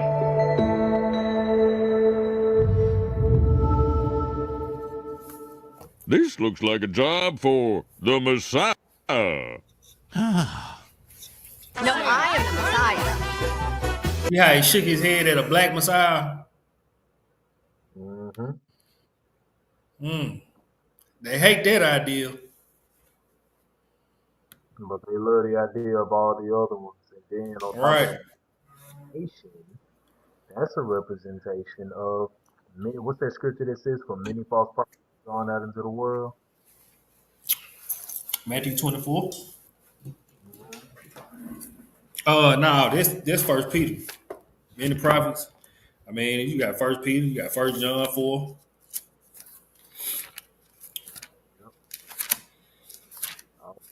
Prophets. Everybody coming with a new idea and a different idea. I'm all like, man, it is get stanky in here.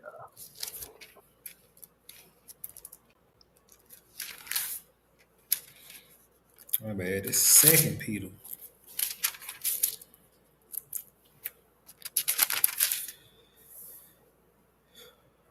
Second Peter. 2:1. Right, but many prophets, that many prophets is in First John 4, sir. That's what you want. First John 4. Mm-hmm. Indeed. No, that ain't it.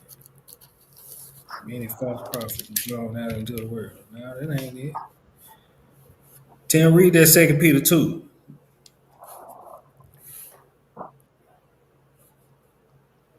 All right. Second Peter 2:1. Yep. All right, it's the book of Second Peter, chapter 2, verse 1. But there were false prophets also among the people, even as there shall be false teachers among you, who privily shall bring in damnable heresies, even denying the Lord that brought them, and bring upon themselves swift destruction. And many shall follow their pernicious ways, by reason of whom the way of truth shall be evil spoken of. All right, this is it. Right? Excuse me. Many shall follow their pernicious ways. Right? That goes back into the broad way. Many shall be found in the broad way, but only few in the straight and narrow. Right? This is the book of First John chapter 4, verse 1. Beloved, believe not every spirit, but try the spirits whether they are of Yah. Because many false prophets are gone out into the world. Exactly. That's what I wanted. It's too many of them that came out into the world, and it's too many of them that are actually having the biggest influence on some of the biggest influencers in this society today. All right. What they go ahead. What they say, each one teach one. I mean, that seems to be what they doing in a wicked way. Yeah. And you see this airplane is allegedly full of false messiahs, right? And he said, many shall come in his name, saying, I am the Christ. It look like many to me. All right, let's get to it. Because, yeah, we got a long ways to go. And I'm yawning. I want the window seat. Krav Maga! You can't hurt what's already dead. I guess you can. It's a very, very important. This is a very dangerous world. We should have it. We want to be protected, and we're going to protect our citizens like never before. Homer, my friend, of all the false messiahs today, I think you came closest to the truth.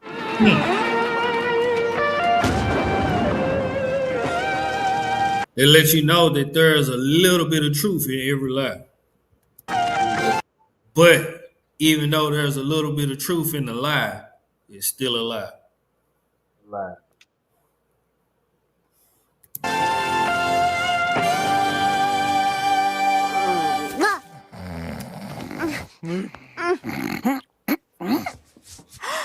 Everyone's gone. Oh, how embarrassing. Oh, we slept right through church. It's not the end of the world.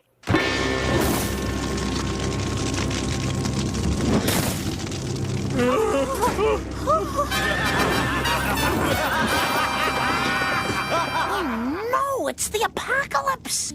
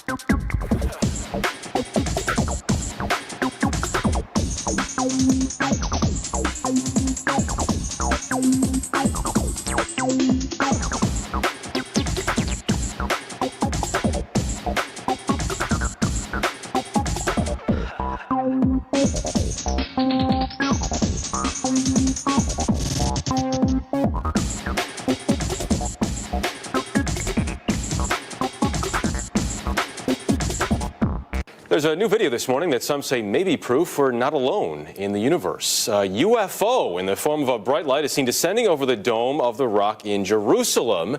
The video is said to be taken over the weekend. Then suddenly the light shoots up into the sky. There you see it. Another video from a different angle appears to show the light doing the same thing. Those clips have gone viral now.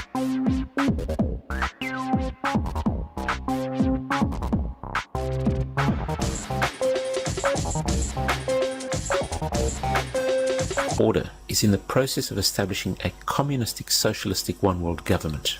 In addition to this new socialistic world government, it will also establish a new religion. This new religion will embrace all the world's religions, but will in fact promote Lucifer as the true God. Those who do not worship the beast spoken of in Revelation and do not accept the mark of the beast will be cut off from society and terminated. Talking about the New World Order and the new one world religion that goes along with it, I want to introduce you to a place called Astana in Kazakhstan. Astana is described as the... Check this out. This is out of this book called The Genesis 6 Conspiracy, right? I will put it on there, but it's kind of, I got you. I still put it on there. It's called The Genesis 6 Conspiracy. The 6 will be where my finger is, but, my children got to it, and it's gone, right? So, as you see, it's, you ain't gonna be able to see it. Yeah, that's backwards. Yeah, can't see it like that either. But yeah, it's the Genesis 6 Conspiracy, right? And I'm going to just read this first page. I really want to read this whole chapter. But I don't want to keep y'all too long. I know y'all tired. Got stuff to do. 1, 2, 3, 4, 5, 6, 7 pages. I believe 6, 7 pages. Right? So I don't want to keep y'all too long, but this is the first page, right? And this chapter is called Novus Ordo Seclorum. That sounds pretty familiar, don't it? Sound very familiar, right? All you gotta do is look on the back of your dollar. You'll find it. Right? So I'm gonna read this, right? Because he just said all of these religions gonna come together under one umbrella, but they God is not gonna be the Messiah or the God of the Bible or Allah or whatever other God these other religions serve, right? It's going to be who?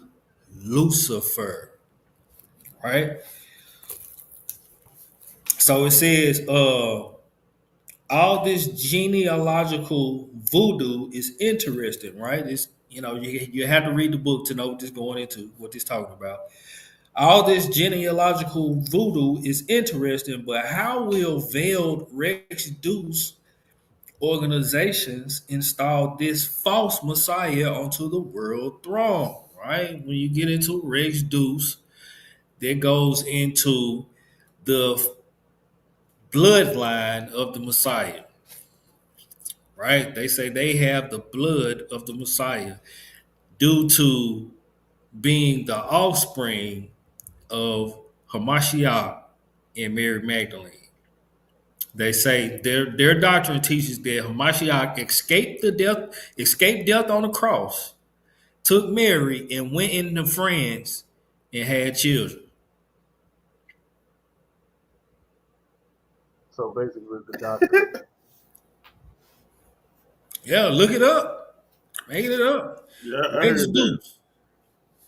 Rex Deuce. REXDUDEUS. Right? And when you look them up, look up the Merovingians. And after you look them up, keep going. But the Merovingians, it is said that the Merovingians will have the Antichrist come through their lineage. And yes, you guessed it, folks. They keep it all in the family. Yeah.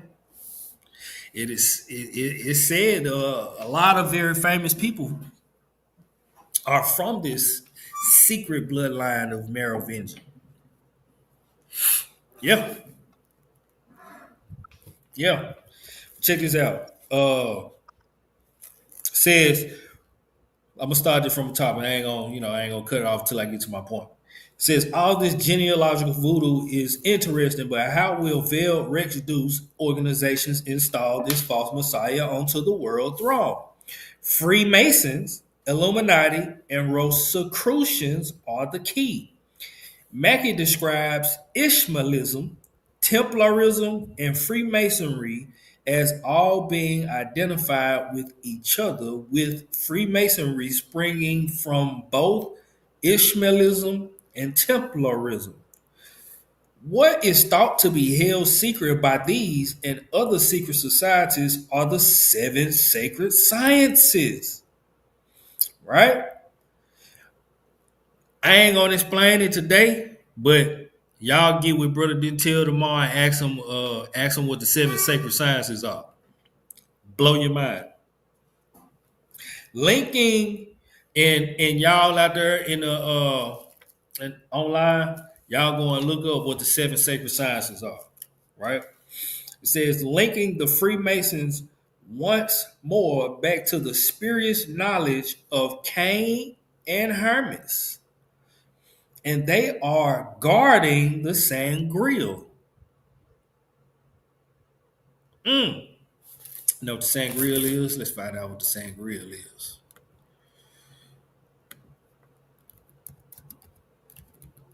Sangreal. Hold on. What? I mean, the Holy Grail. The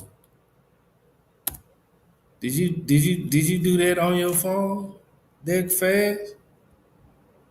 What, the Holy You Grail? know, yeah. No, I just heard about it.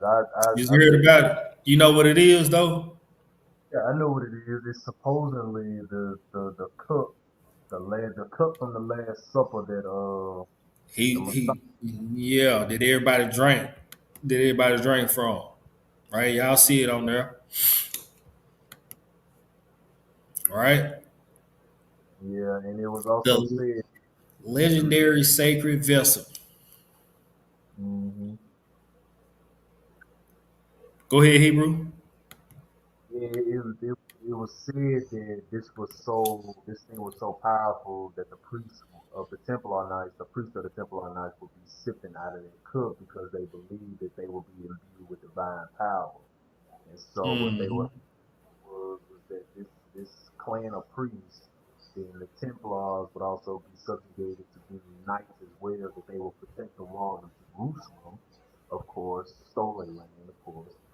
They'll protect the walls of Jerusalem, and then they would train rigorously because they believed that they would be with divine power, meaning that they would actually be the chosen ones to actually guard the world, so to speak, from the Most High God. It is the most false doctrine I have ever heard. They like these people truly do believe that they were greater than the Messiah. They believe that if they drunk out of their cup that the Messiah is so-called drunk out of, that they will be with divine power. And then they also said that it was possible that they desecrated the Messiah's grave and got some of his blood, which that too is false. So I digress. That was what my research taught me a while back.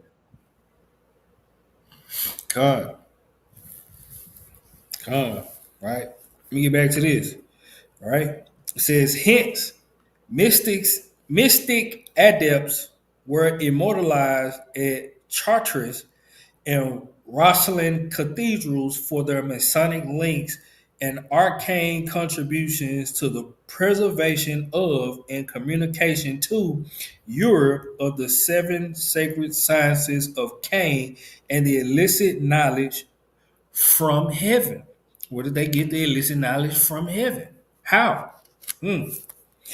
Within the famous sciences, no doubt lies knowledge that will overwhelm even our knowledge based society.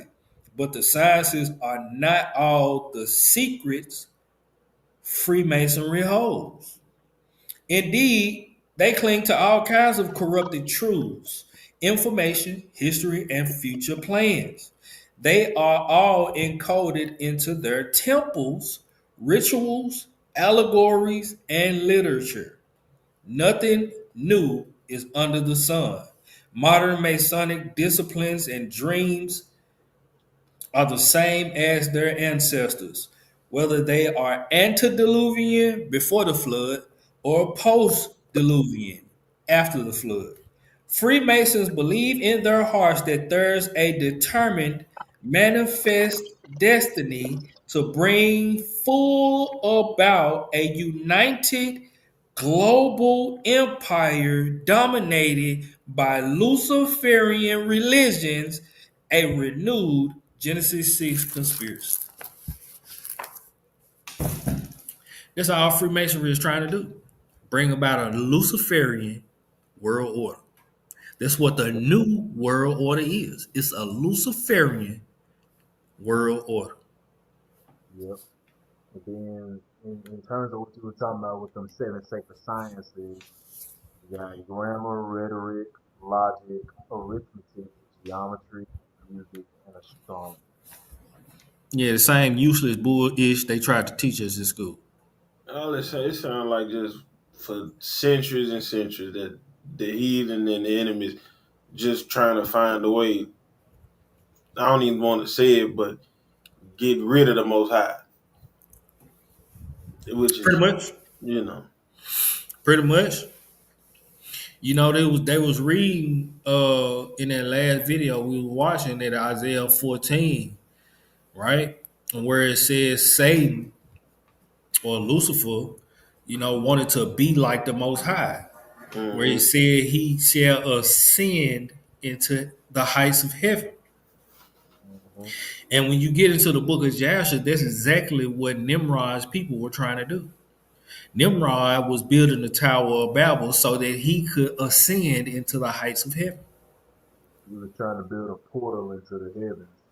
And if we want to take it a step further too. Who else is trying? Who else is trying to do that? But don't think for a minute that these people are really enemies. Don't think Putin America, China, Russia, Iran. I don't think these people really enemies. That's all a game. It's all an agenda. Yep. These folk right now, these folks are in space together right now. All three of them countries, they in space together right now. Allegedly, space. Right? They on a satellite. They in a spaceship in space right now. Yeah, like man said, you said America went. It was a race to the moon, and America what made it, and then Russia just said, "Well, they made it to the moon. Let's find something else to do." Right? Well, y'all ain't gonna go up. Y'all ain't gonna try no more. And then we supposed to be all enemies, but we come together for the Olympics and play games with each other. Let's. I bet I can beat you. No, I bet I can beat you. Come on now. You see, the Olympics really ain't nothing but idolatry. In essence, they all come together in that moment to worship all of their gods. And then wait till we see it like that soccer game. Then it's what's up with the flaming torch? Where we can get on that torch that ain't never supposed to go out. That ain't nothing but the rod of Lucifer. That's it.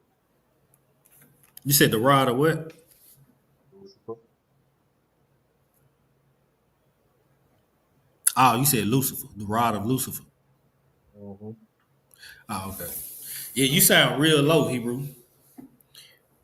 My bad. It's hard. It's hard to hear you. What about now? Can you hear me now? You're a little louder, but still struggling.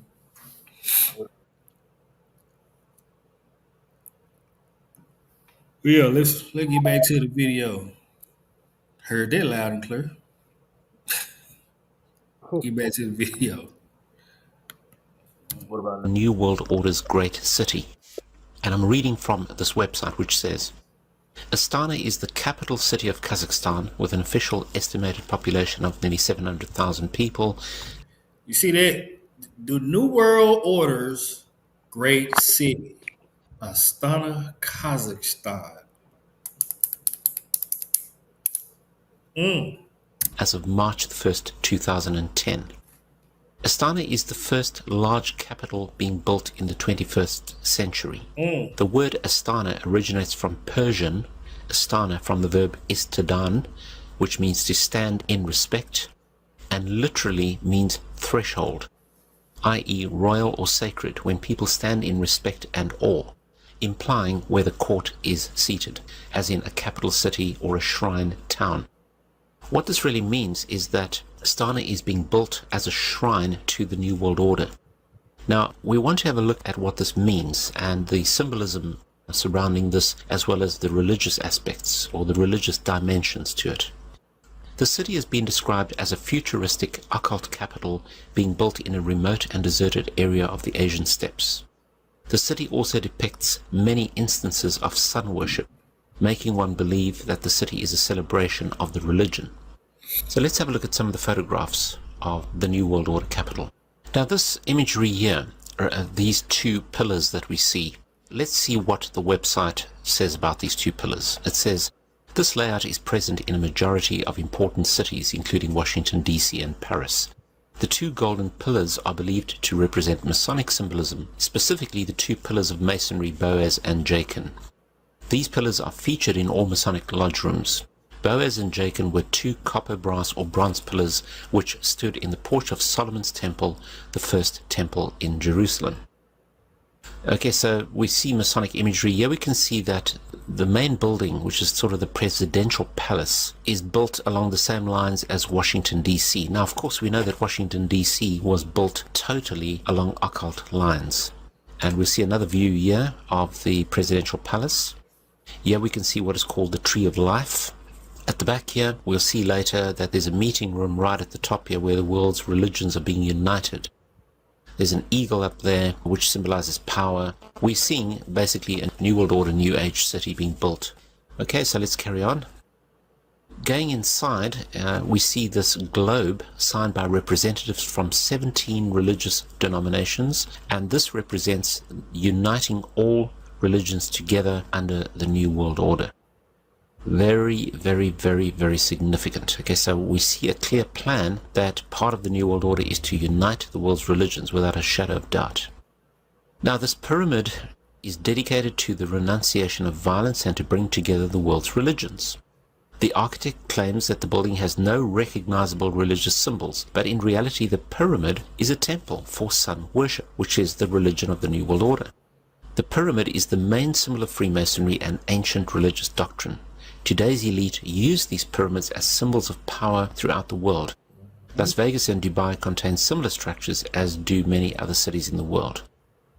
Here we have the apex of the pyramid, and this is what we're going to see inside. So the apex is round and covered with sunlight. Images of white doves are embedded in the windows. This is obviously to do with world peace, representing also the unification of world governments and religions in this round circular shape, and the New World Order.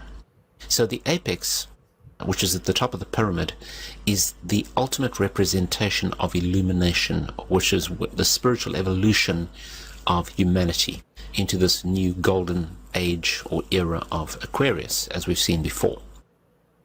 Inside we see this meeting room, and we see the sun imagery and eye right in the center of this room. I mean, it couldn't be more clear. This is pure Luciferian worship right here. This is Lucifer being worshipped.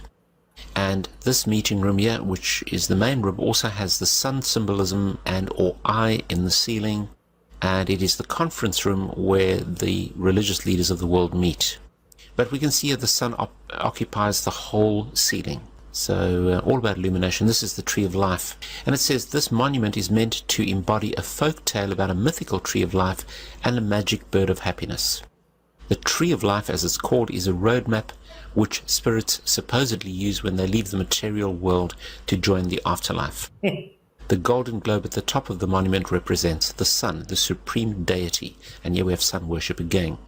Now inside the gold globe, which is right at the top of that construction there, we have this very strange looking symbol. And it's a gold triangle which represents the president's handprint in the center, the president of this country. But there's something obviously much more mystical here. I believe this has to do with Satan, who the Bible says is the master of this world, or the prince of this world. This person says that the global elites scatter their symbols and doctrines all over the world, and of course the general population fail to recognize what's going on. So, you know, this could signify Satan's mark on the world, or his thumbprint or handprint, making an impression into this triangle. He's stamping his authority. Ultimately, this is right at the top of this Tree of Life. So, you know, once again, we have the shrine to Luciferianism, to illumination, that Satan is in fact the light bearer and the bringer of light to humanity and spiritual life to humanity. Here we have a helix shape. The helix has to do with the DNA of mankind, and one of the very significant things that you're going to find when you start studying the occult and what's happening in this New Age One World religion is the fusion of the sons of God with the daughters of men, i.e. the fallen angels being fused with humans to form these new superhumans, again this concept of transhumanism.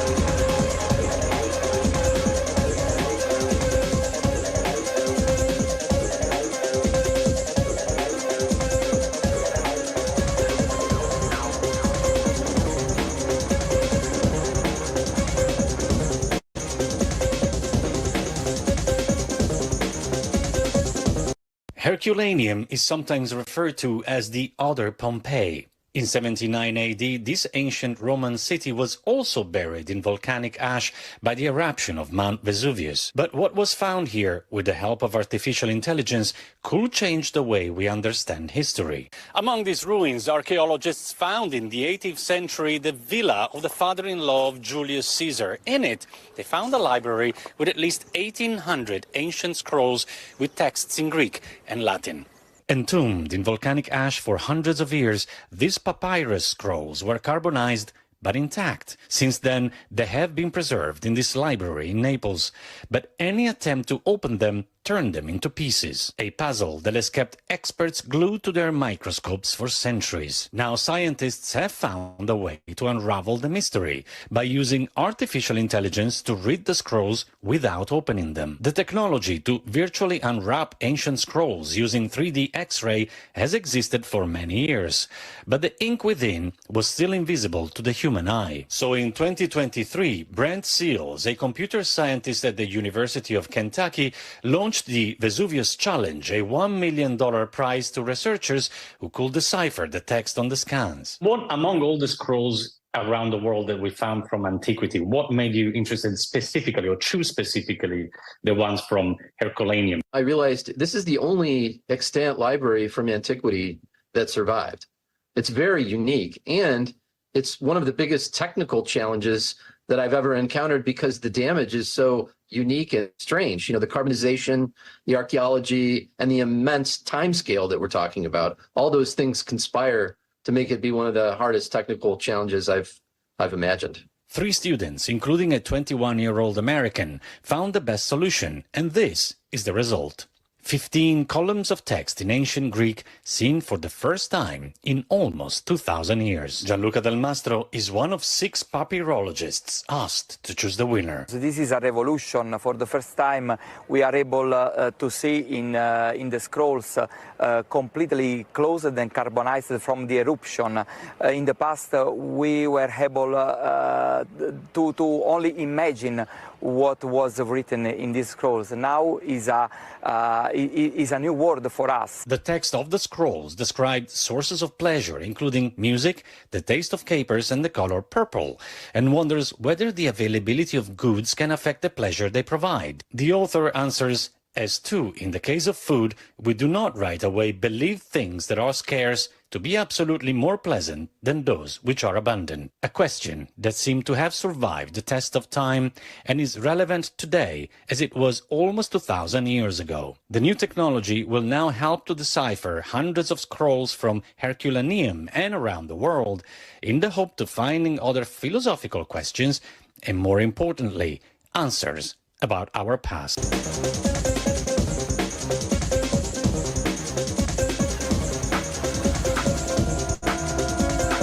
The bald eagle has been a symbol of the United States of America since it was placed on the country's Great Seal in the late 1700s, but it wasn't officially the country's national bird until this week. Shocking a lot of people. So Congress passed a measure to make it official with unanimous support, and President Joe Biden signed it into law this week on Christmas Eve. The U.S. has not had an official bird in the almost 250 years since its founding. Senator Amy Klobuchar led a bipartisan group of lawmakers who brought it to the Senate floor back in July after a bald eagle enthusiast took it upon himself to push for a change when discovering that fact that there was no official bird. For the second time, the Vince Lombardi Trophy is headed to Philadelphia. Eagles fly in Super Bowl 59.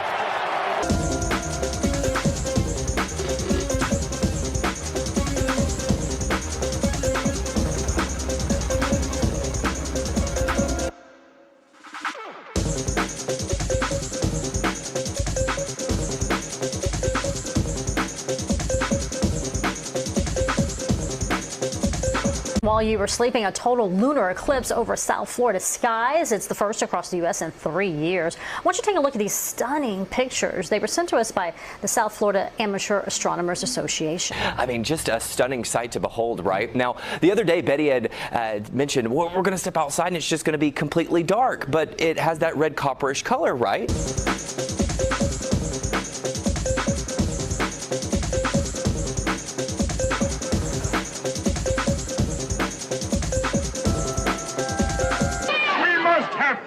Faith in what? You, Aaron? Can you lead us to this land of promise? You know where it is? Tell us. Where it is? Across the wilderness. And who's to lead us? You did that. Yeah. Where could I bring you except to Egypt? Where there is death? No, where there's food. Pharaoh would kill us all. Not if a god of Egypt. went before us. You could make one for us, Aaron. No. Aaron knows the art of the temple. I will not. But we can't remain. Stay here. He will not. He would rather see our flesh rot in the wilderness. You will make a god for us. A god of gold. A golden calf. Well, Pope Francis doesn't have to worry about getting any speeding tickets in his newest Pope-mobile. Lamborghini gave this custom-made sports car to the Pope today. It is customized with the papal colors of white and gold, but you're not going to see the Pope zooming around St. Peter's Square. He blessed the car and signed it before donating it for a charity auction. Torah shall be the high priest.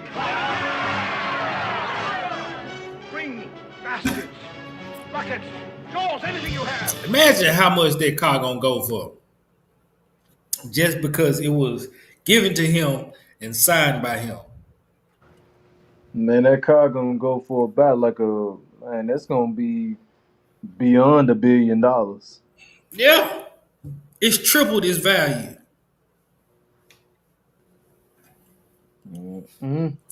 It's crazy. All because they false prophet signed the car. Crazy. Tragic, actually. Break off your earrings. Yeah, your bracelets, your necklaces. We will make of them a golden calf. The golden spoils we took from Egypt.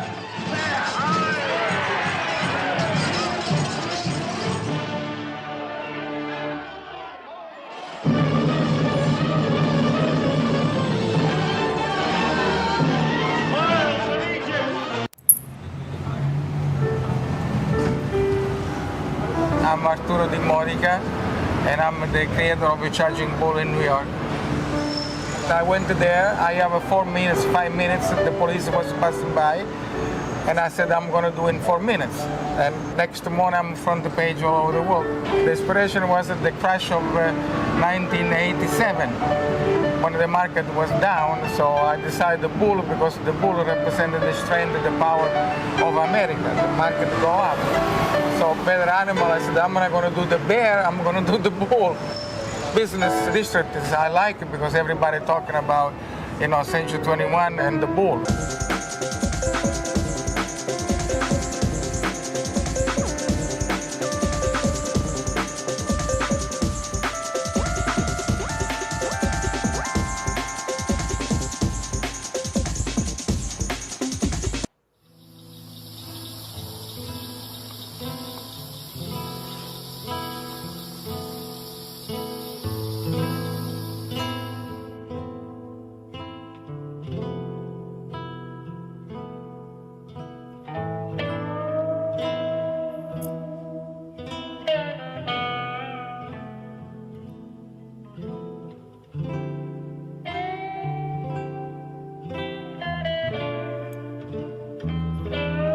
Y'all seen these videos.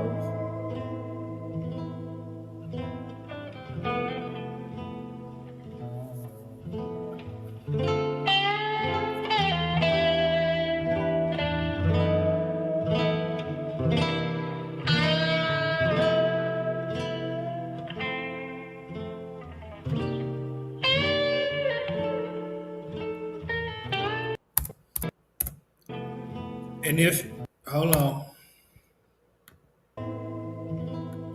If y'all didn't notice what he was talking about, the Freemason symbol is right here. It's right here. Right? Hidden in plain sight.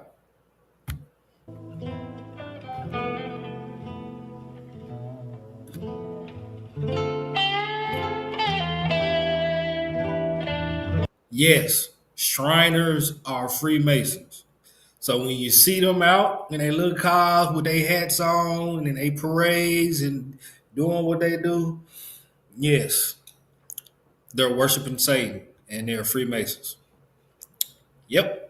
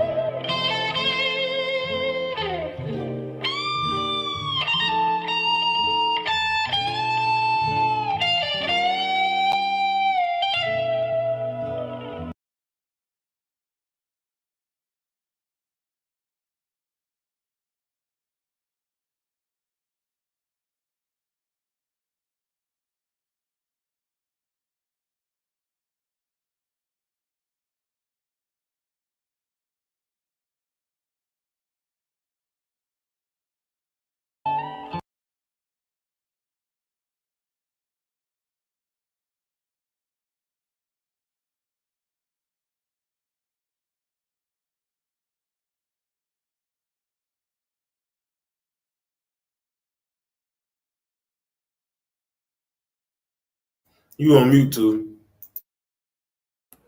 If you have not already researched the Rockefellers, you should do so. And while you're doing that, research the Rothschilds. And while you're doing that, research the DuPonts. While you're doing that, research the Lee family. While you're doing that, research the Kennedys. While you're doing that, research the Merovingians. While you're doing that, I can keep going. There's plenty of Freemason families out here for everybody to know about. But it's 13 major ones. Yep. Do your research. Now, they may not all this day have Kennedy as their name or Rothschild as their name in the political or military or, economical power that they're placed in. Now, they may have a different name due to, marriage or whatever. But yeah, still their blood. Still their plan.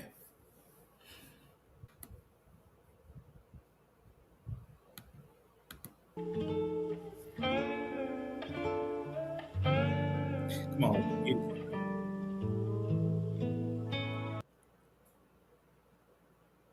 What is your problem? Just that, sir. Okay.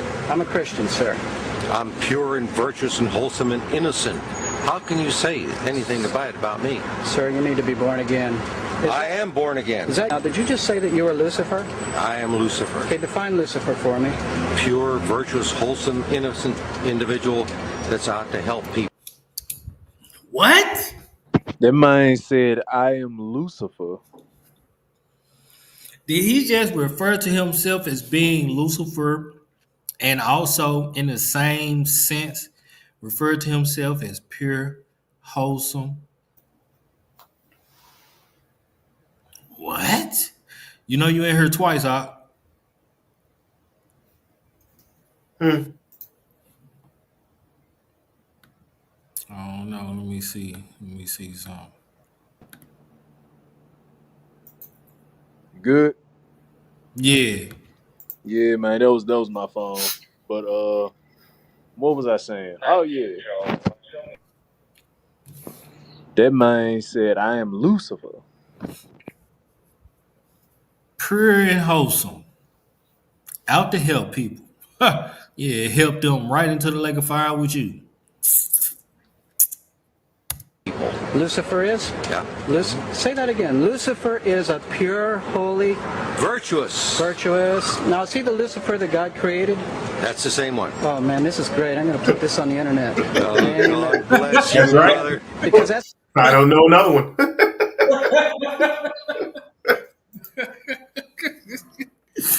Oh man, this is great. I'm gonna put this on the internet. Oh, Man, be so strong with it.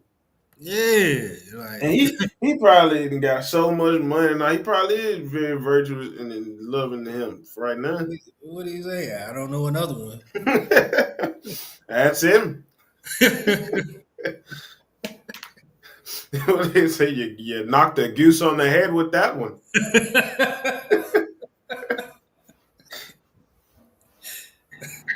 For weird as hell. Pure, virtuous, wholesome, innocent individual that's out to help people. Lucifer is? Yeah. Say that again. Lucifer is a pure, holy... Virtuous. Virtuous. Now, is he the Lucifer that God created? That's the same one. Oh, man, this is great. I'm going to put this on the internet. Oh, Amen. God bless you, Amen. brother. Because that's exactly what the Shriners and Masons teach, is that Lucifer is light. Let's look at him. I don't know what's up with the camera, how old this is or whatever, but to me, I see a demon. I don't know what anybody else seeing on their screen, but to me, I see a demon. Mr. Peanut Head. This is a demon. Dark eyes, funny shaped head. This is a demon. No. And you're what about those confirming hospitals? You know what, sir?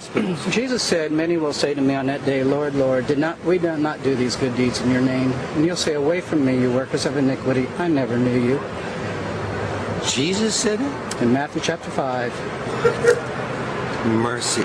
No. That's hard to believe. So you're a Christian and you don't know that? Actually, No, I really am. you are. Because I'm pure and virtuous. You're pure and virtuous, okay, yeah. In other words, you're perfect without Jesus, right? No. Okay, tell me about Jesus. Who is Jesus? Well, he's my leader. Is he the Son of God? Yes, he is. Is he the only worshipful master? Yes. Have you ever been called worshipful master? No, because I've just been too busy. I've been working.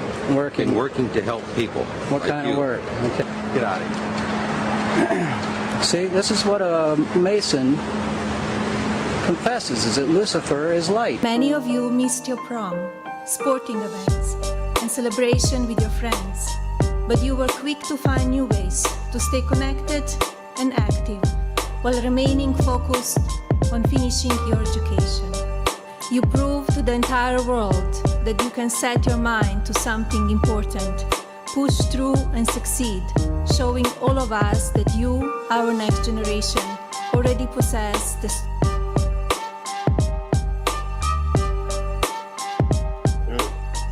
strength and resilience of the American spirit.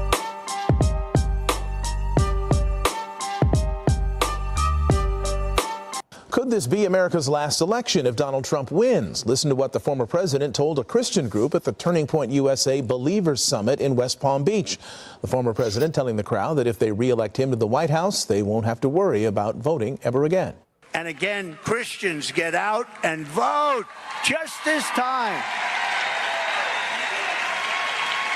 You won't have to do it anymore. 4 more years, you know what?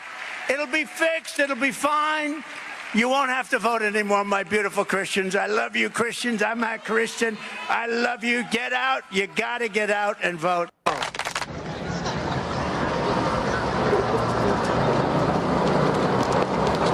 I'm going to vote blue. Vote for who you want. This is a free dictatorship.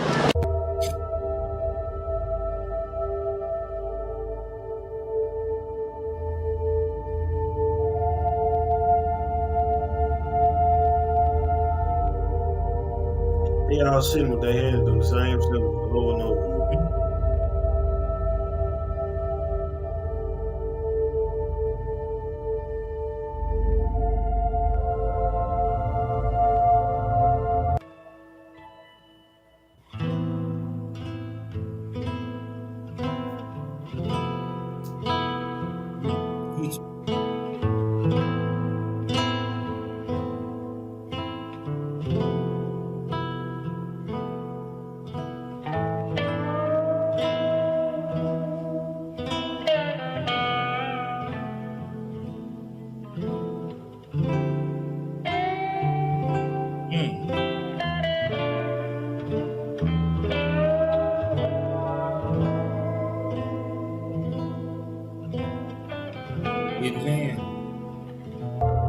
The so-called Moorish American community, they wear them same hats.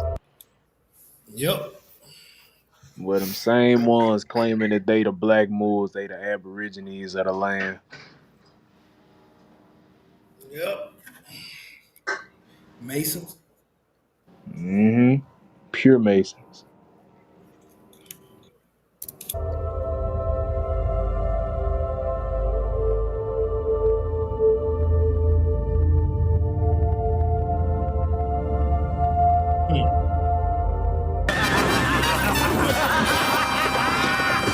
Oh no, it's the apocalypse! What? Are you wearing clean underwear? Not anymore. It's the rapture, and I never knew true love. I never used those pizza coupons.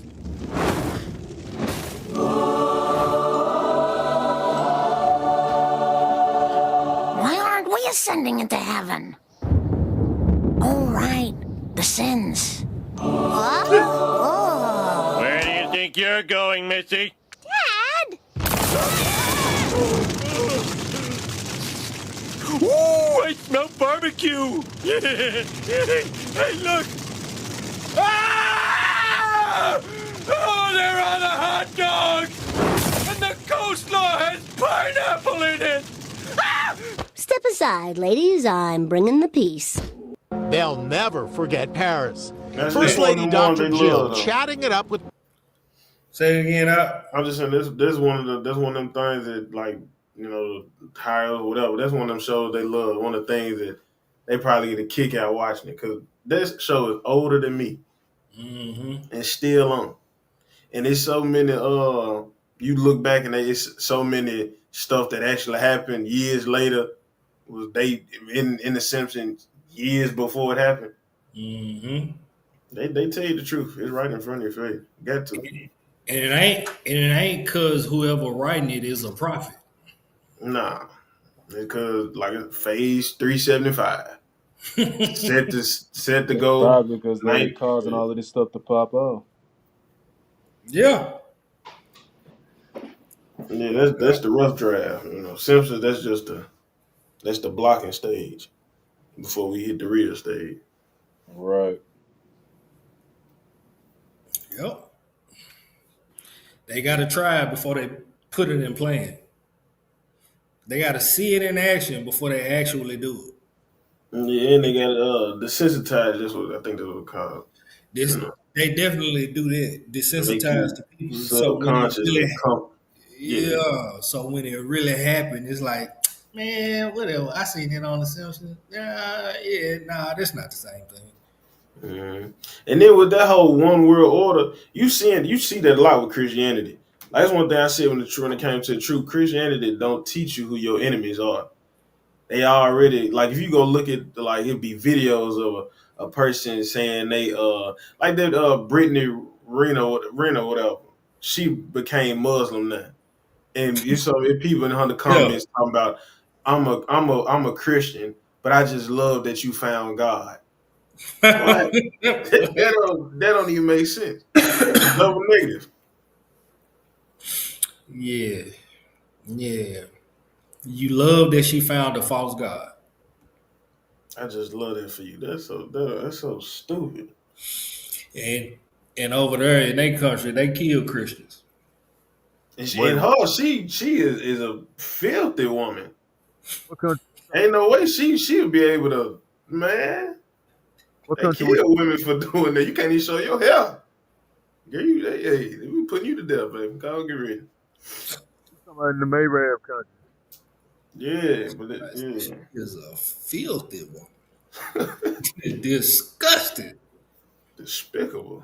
Hey, that's how they is over there. Worship that false idol. And then a lot of folks think Allah is such a God of enlightenment. Man, this false GTA character telling you to, man, suck off another man's fingers? Molest little kids? Man, please. I better not work like that. Beat your wife? Boy.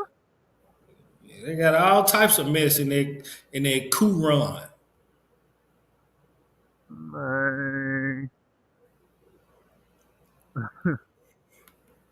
Yeah, okay. President-elect Trump.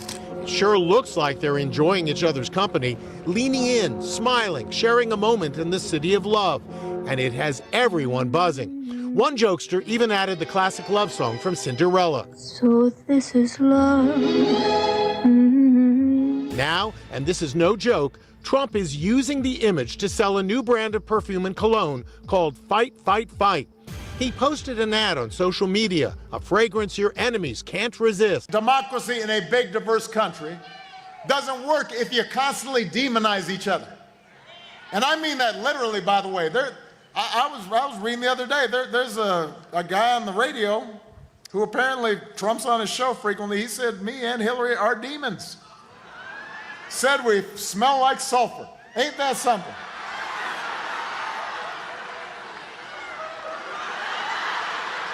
What I was suggesting, you're absolutely right that John McCain has not talked about my Muslim faith, and you're absolutely right that has not come my Christian faith. And well, what I'm saying is he hasn't suggested that I'm a Muslim.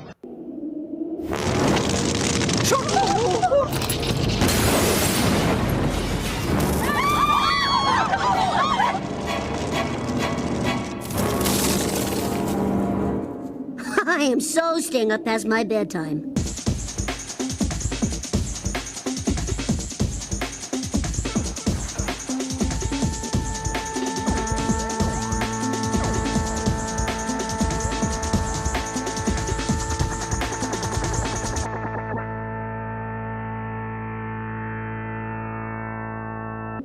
German potato salad!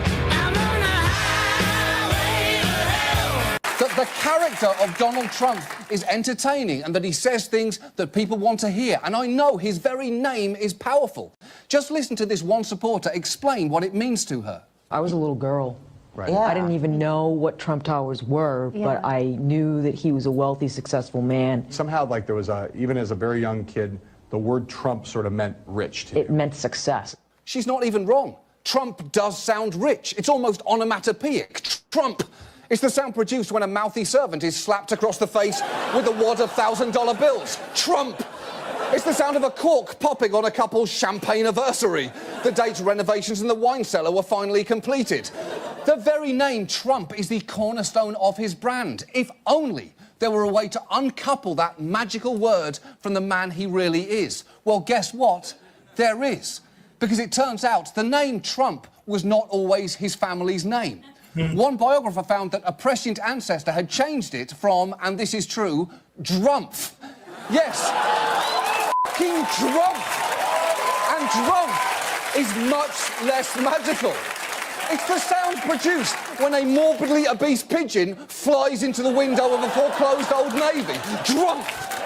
It's the sound of a bottle of store-brand root beer falling off the shelf in a gas station mini-mart. And it may seem weird to bring up his ancestral name, but to quote Donald Trump, he should be proud of his heritage.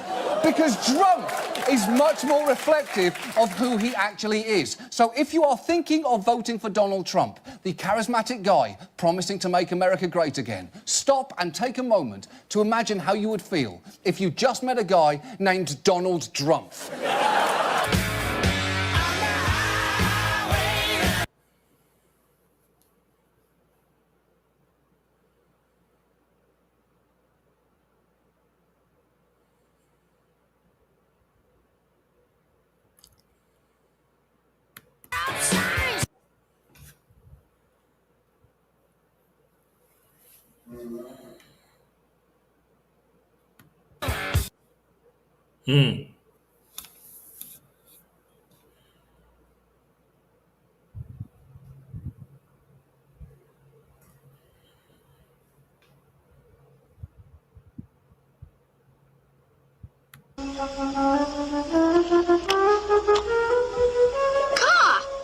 It's you! Yes, man cub. So nice to see you again. Oh, go away. Leave me alone. Let me look at you. You don't want me to look at you? Then you look at me. No, sir. I know what you're trying to do, cop. You do? You don't trust me. No. Then there's nothing I can do to help. You want to help me? Certainly. Okay. So let's dedicate this to General Kelly, the Border Patrol, and the ICE agents for doing such an incredible job. Right? This was written by Al Wilson a long time ago. And I thought of it having to do with our borders and people coming in. And we know what we're going to have. We're going to have problems. We have to very, very carefully vet. We have to be smart. We have to be vigilant. So here it is, the snake. It's called the snake. On her way to work one morning, down the path along the lake, a tender-hearted woman saw a poor, half-frozen snake. His pretty colored skin had been all frosted with the dew. Poor thing, she cried, I'll take you in, and I'll take care of you. The border. Take me in, O tender woman. Take me in, for heaven's sake. Take me in, O tender woman, sighed the vicious snake. She wrapped him up all cozy in a comforter of silk and laid him by her fireside with some honey and some milk.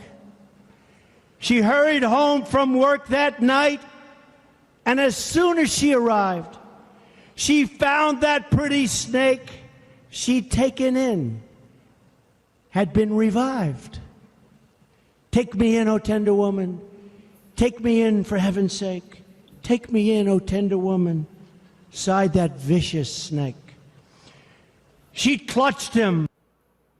Y'all see this on state police patches? Y'all see this? Y'all can't too much see these up here at the top. Y'all see that? Mm-hmm. See what, Hebrew? You looking at the screen? Yeah, I'm looking there. Go. It's almost every state. It probably it probably every state. It probably you got Montana, Boston. That's not a state. Illinois, Vermont, New Hampshire, Utah, New York, Philly, Alaska, Pennsylvania, Virginia, South Carolina, Vermont again, Wisconsin. Can't see this one right here under Wisconsin. Wyoming, Dallas, New Mexico. Can't really make that out. But y'all get the point. California. You know, only one I don't see on here is Tennessee. Let's see. Yeah, what I don't see on here. But some of these you can't make out. Texas right there. All these got the compass and ruler.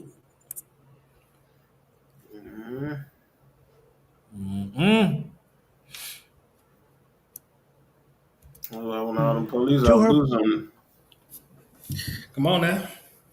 They're part of the brotherhood. That's how the brotherhood. You said it right there, Hebrew. The brotherhood. And then they having this, they doing a play of how everything went, and all them black Freemasons.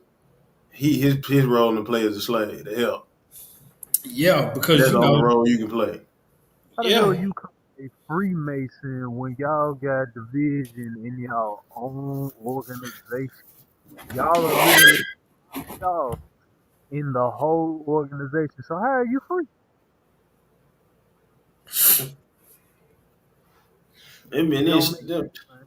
You see them folks still going to work and all that, and you in Freemason and you work at FedEx. What's the mathematics behind it? Somebody tell me, because it ain't math. Well, you know they couldn't. They weren't. Our people weren't even allowed to be a part of their temple. All right, it's two different Freemasons. You got the Scottish Rite, and you got the what is some Hall. You got Prince Hall, Scottish Prince Rite, Hall, yeah. British Rite, the Templars. The Temple, which actually, the Templars are the ancestors of the English and the British Rite.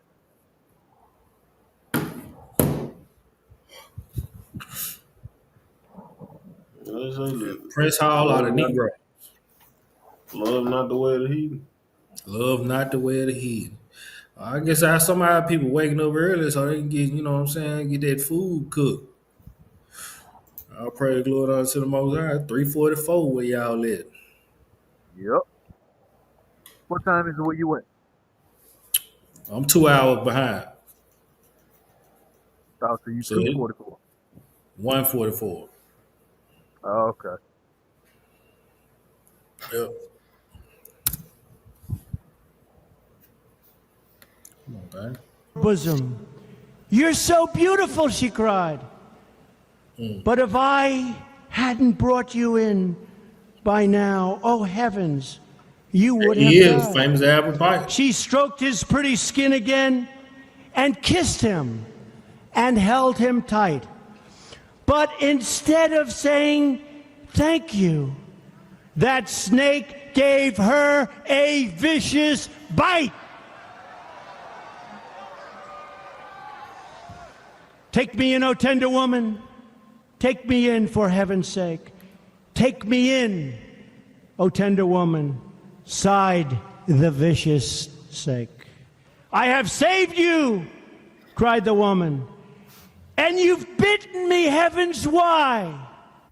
You know your bite is poisonous, and now I'm going to die. Oh, shut up, silly woman, said the reptile with a grin.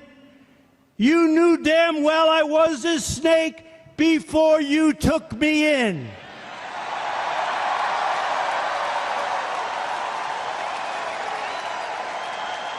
I didn't expect to applaud.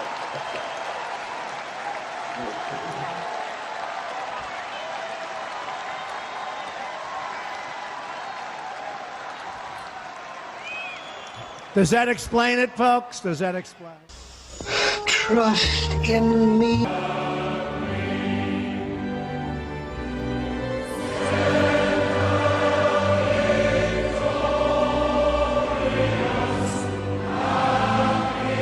We ain't listening to that. Uses modern police-approved techniques to create a child identification kit.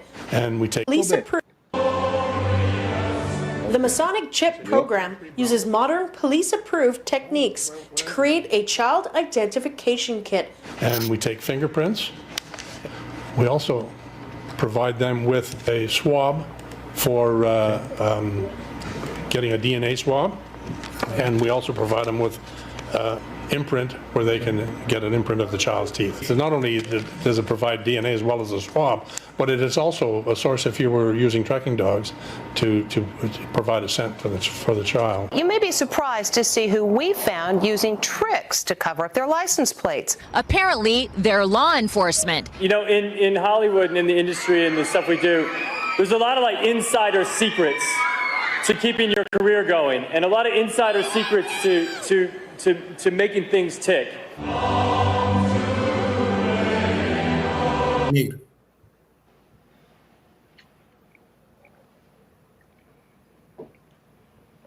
Oh, that looks hey.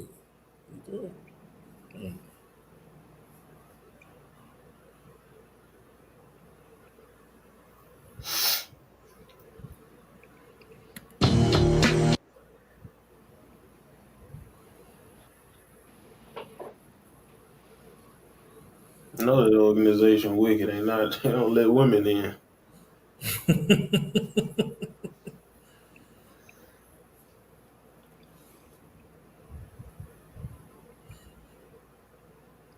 I got women they just call Eastern Stars. Mm.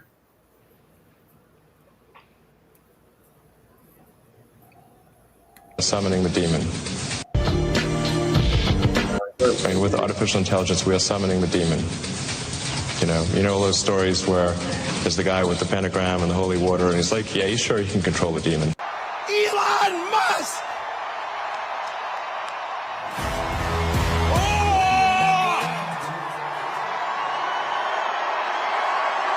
I'm not just MAGA. I'm dark, gothic MAGA.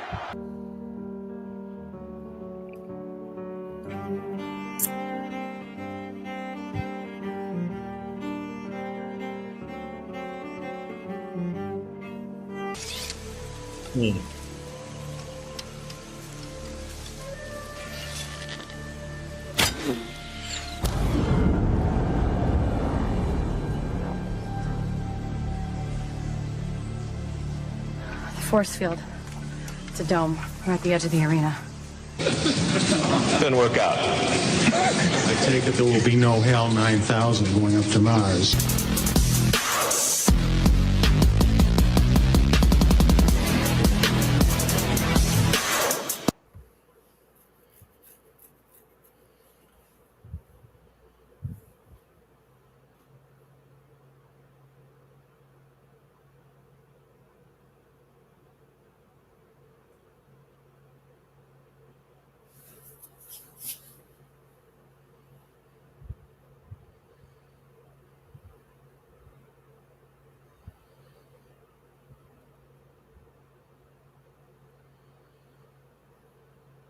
Westworld.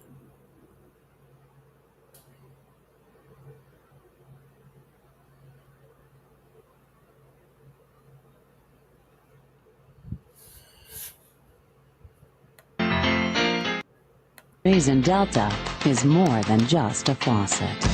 See what Delta can do. Wake up! Wake up! Wake up. Come on. Wake up. Wake up.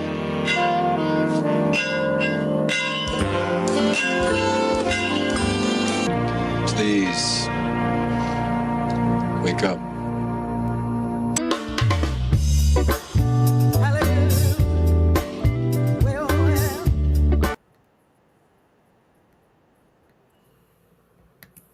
Please.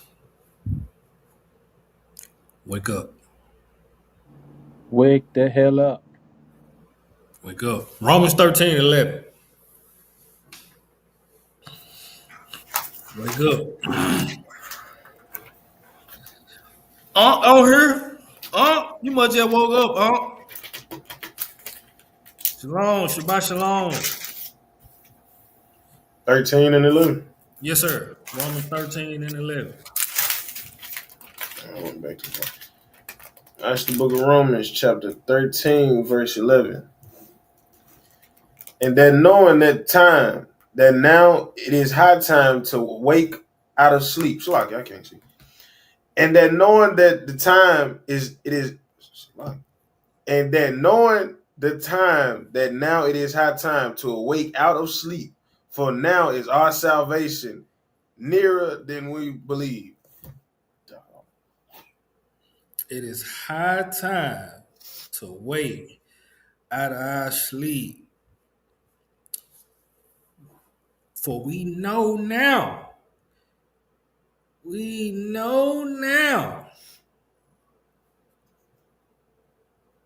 the time is nearer than we think. We're drawing closer and closer, man. Closer and closer and closer and closer to the end. All right, I want y'all to check this out. Don't forget about Proverbs 6 and 9. Check this out. Bring it out. Somebody bring that out, Proverbs 6 and 9. I got you. Took my book in the house. This is the book. This is the book of Proverbs, chapter 6 and verse 9. How long wilt thou sleep, O sluggard? When wilt thou arise out of thy sleep? That's it right there. When you gonna wake up out of your sleep? Better not wait till it's too late. Better not wait till it's too late, because then you're gonna seal your fate. That was bad. That was horrible. It was horrible, Tim. I thought you were saying something with the lake. It was horrible, man. All right, check this out, right? All that was leading up to the last couple of videos that I'm about to play, right? Because their Messiah, just watch these videos. Every video we just watched was about the rise of their Messiah, the bringing forth of their Messiah. Now these last couple of videos we gonna watch It's gonna show that Messiah has to sit somewhere. According to prophecy, he got to sit somewhere. Let's read that in prophecy. Daniel 7, not that, 7. Daniel chapter 9. Daniel chapter 9, it is verse.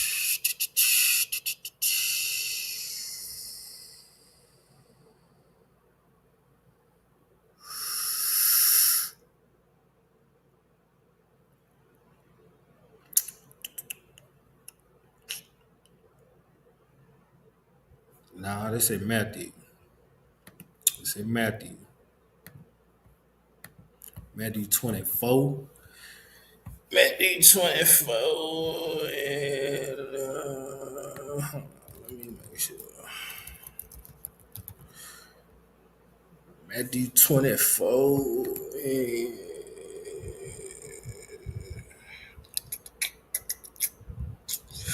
15. Matthew 24 and 15. Look at Matthew chapter 24, verse 15. When ye therefore shall see the abomination of desolation spoken of by Daniel the prophet, stand in the holy place. Whoso readeth, let him understand. Whoso readeth, let him understand.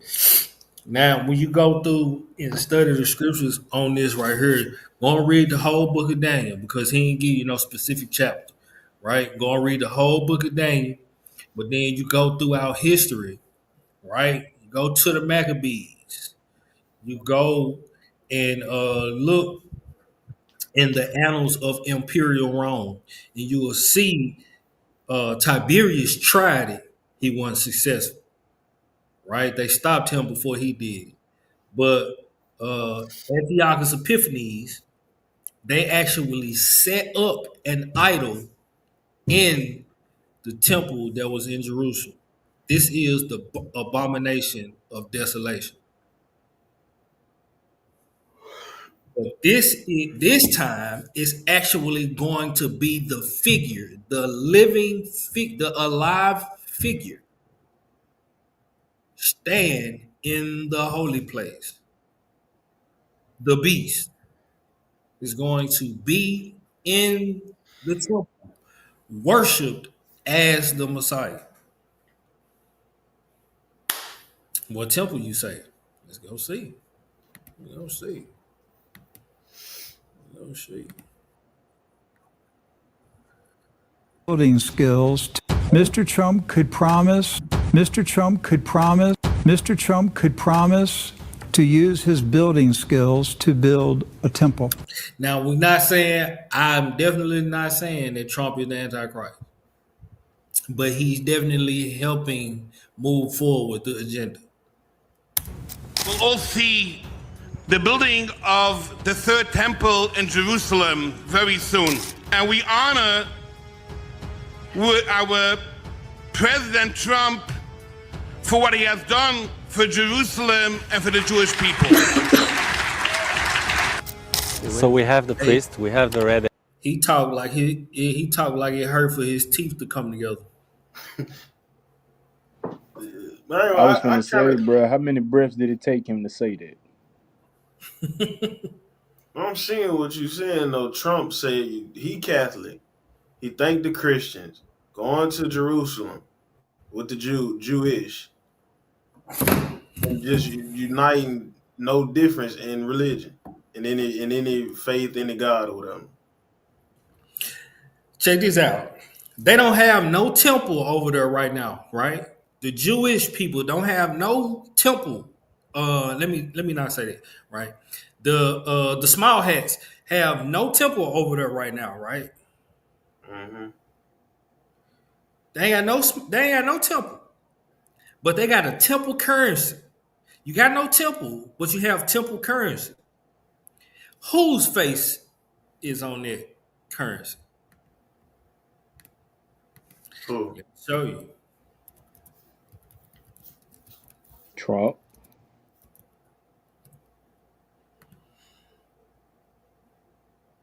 Man, that don't even make sense.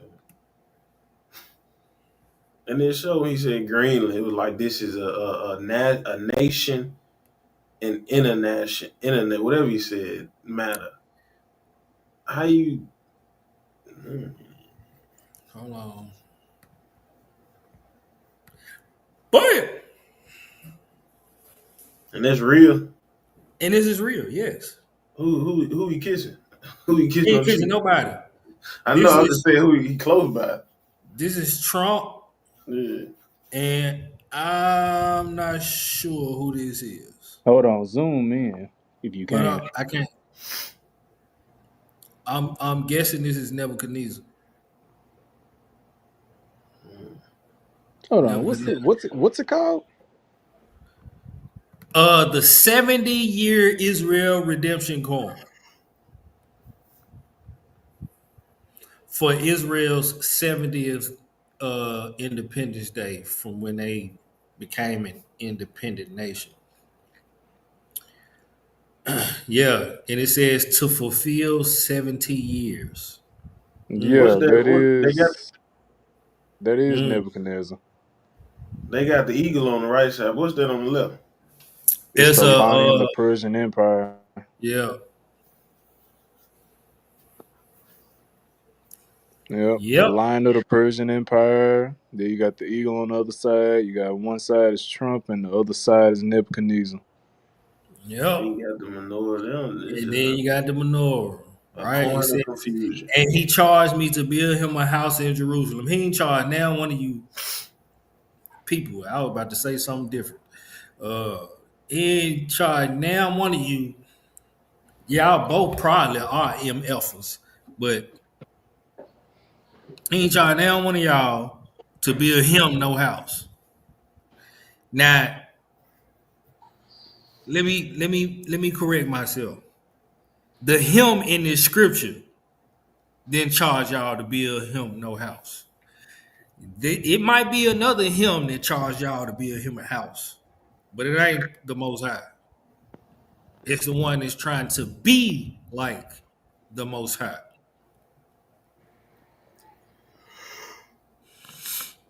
Mm-mm. Ain't it a 70-year prophecy in the scripture?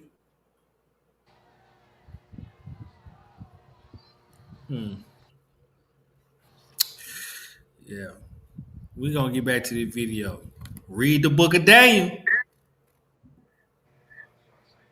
Therefore, we have the land and we have everything ready. Ideas are becoming a reality. Temple Institute and the Sanhedrin have been actively preparing for the construction of the Third Temple in Jerusalem. In this video, you can see they're discussing the location where to build the Third Temple. Some Jewish rabbis suggest building the Third Temple next to the Dome of the Rock. This is well supported by Israel Minister of Defense saying a synagogue should be built next to Al-Aqsa Mosque so that the Jews can also pray, not just Muslim. But the Temple Institute officials who have been preparing the Third Temple construction believe that the Third Temple must be built where the First and the Second Temple once stood. That is exactly on the Temple Mount. Jews have been digging tunnels under the Al-Aqsa Mosque compound since the early 1980s to find remains of the Second Temple and prepare for the Third Temple. They've dug 64 tunnels, with many on the western side, putting the mosque at risk of collapse. This has really worried Muslims and international observers, who fear that continued digging could cause the mosque to collapse. This is why they at war. Jews believe that if they were allowed, they could build the Third Temple in less than a month. So, why haven't they started? The simple reason is that it's not safe and secure. They fear that if they build it now, it could be destroyed again, just like the First and Second Temples. They want the Third Temple to last forever. But before that, they need to eliminate any threats to the Jewish state and the temple. Right now, they're fighting for their rights and their temple. Listen to this army explain their wishes and ambitions. And one day our true leader will come and we'll be united as a whole Jewish nation so we can rebuild the Beit HaMikdash.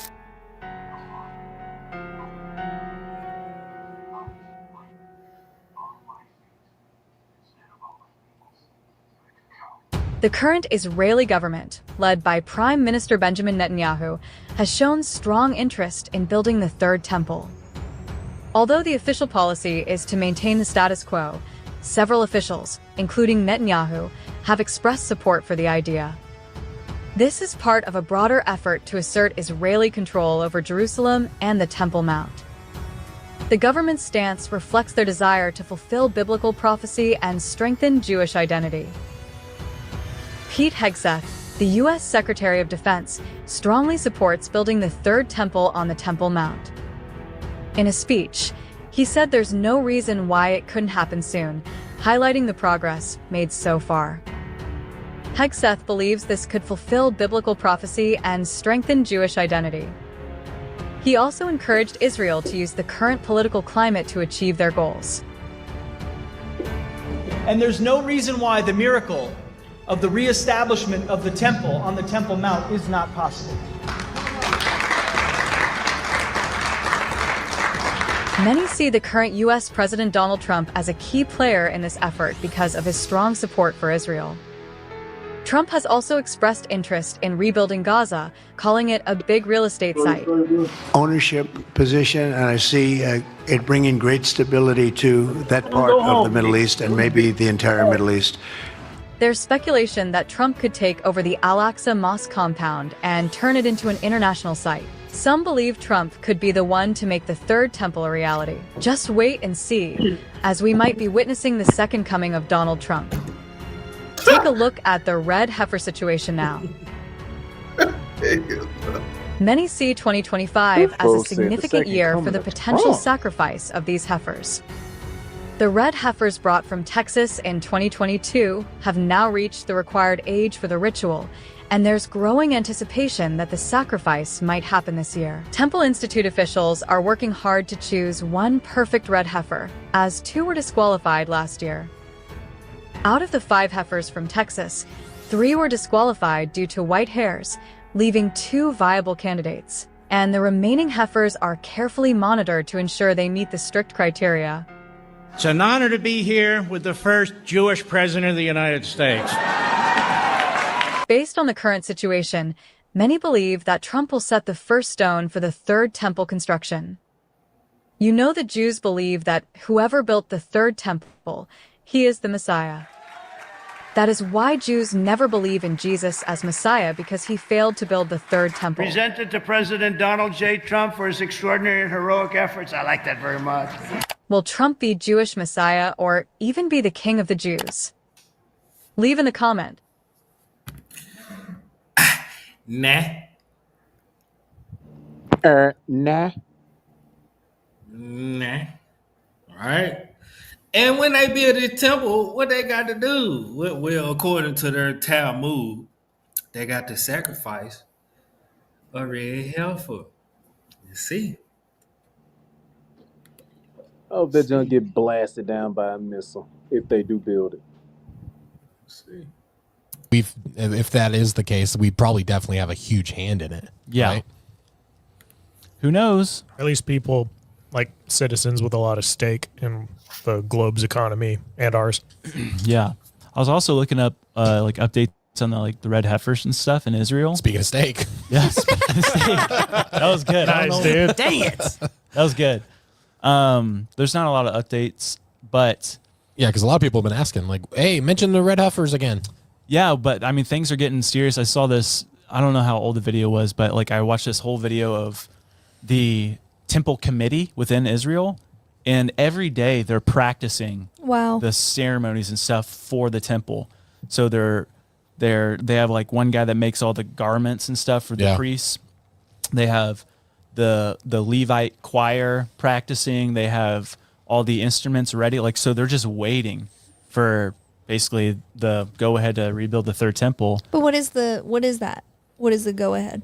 That's that Dome of the Rock in the mosque up on top of the Temple Mount is gone. So waiting for some prophecies to be fulfilled first, but everything is ready. We were literally talking about this at youth group last night because one of our kids watches the pod, and he was watching a YouTube video about Israel and all about, like, he didn't understand, like, why are they building this temple? What are they waiting for and all this stuff? And it's like, It's hard to explain because it's just such a complicated situation, but it's getting closer and closer. And I didn't know when I was doing research on it yesterday, Jewish people are not allowed to go up onto the Temple Mount and pray. They only have the Wailing Wall that they can pray. Yeah. But it's, I think, technically illegal for the Jewish people to go up on the Temple Mount to pray.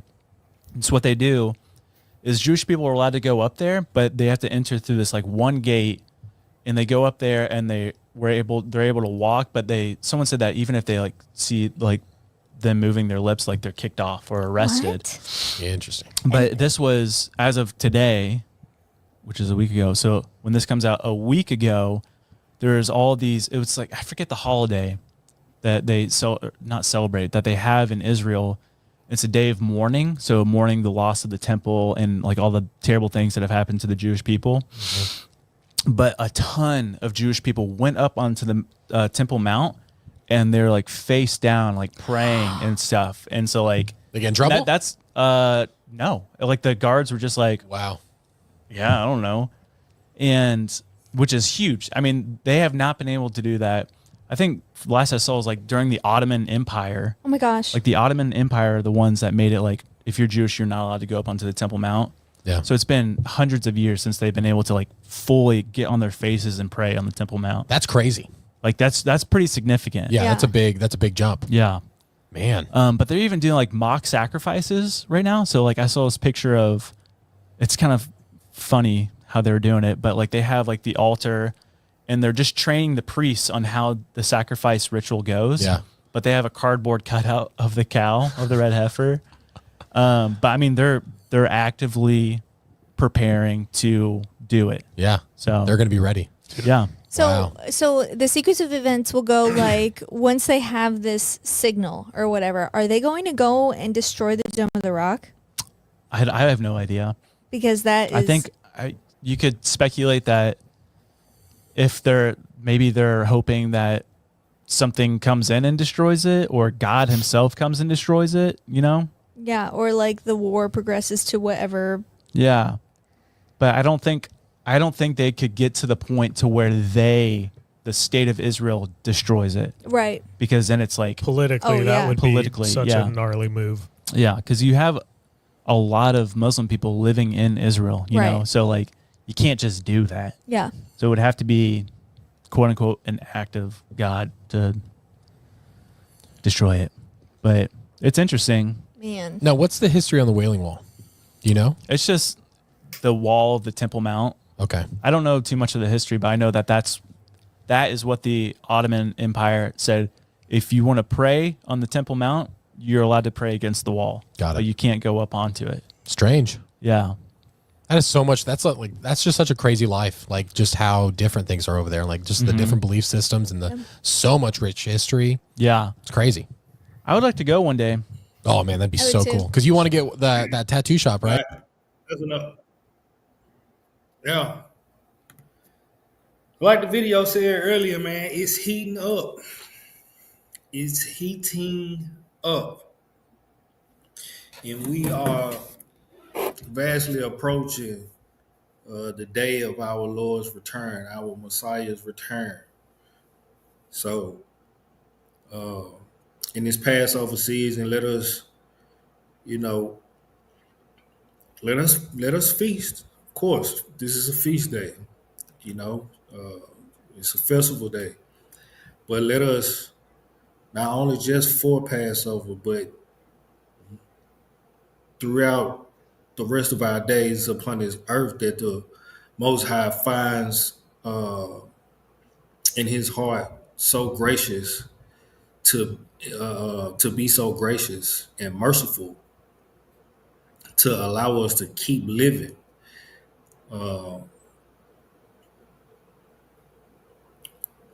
Let us meditate on the wrong that we do, things that we can do better, and how to move on to perfection and perfect his will. And also learn what His will is for our lives, because Tobiel will, the Most High's will for Tobiel ain't the will for Tim, and the Most High's will for Tim ain't the will for Tuva, and vice versa. You know what I'm saying? So we have to find our own purpose. Find out which part of the body you are and play your part. You know what I'm saying? But remember, we are one body. So let us love each other, draw closer together, those that are of like minds and like spirits, right? Because these days are drawing down and time is running out. So it's best we love each other now rather than pray and hope we had done it when we had the chance to. Let's get right now instead of worrying about, are we in the day of judgment while we standing in line. Let's do those things that becomes righteousness now instead of missing the opportunity to do so on down the line. We only got 24 hours. We are only promised 24 hours. And that's being gracious, because we not really promised 24. He allow us to wake up. All praise and glory unto the Most High. Thank him for that. Yeah. Walk and be perfect in that 24 hours. We can do it. It's easy. We can do it. We got to fight. But we see everything that's going on. Everything that is going on right now in this world today. I ain't doing nothing but bringing about the second coming of our Messiah. But before that, it's a whole lot of evil that got to go on. It's a whole lot of tribulation that the children of Israel got to go through. You say you believe in this thing? Hey, gird up your loins and show him that you truly believe. Because he's trying to prove a friend right now. And we got to go through that fiery trial. So get ready. Get ready. We ain't seen nothing yet. We ain't seen nothing. Babylon's starting to fall and it's starting to stank out here. We ain't seen nothing yet. This is only the tip of the iceberg.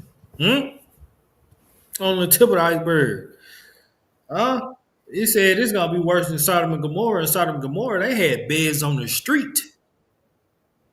Sodom and Gomorrah got destroyed by pillars of fire. He said it's finna be worse than that. The judge was allowing men to steal from other people. Huh? It's gonna be worse than Sodom and Gomorrah.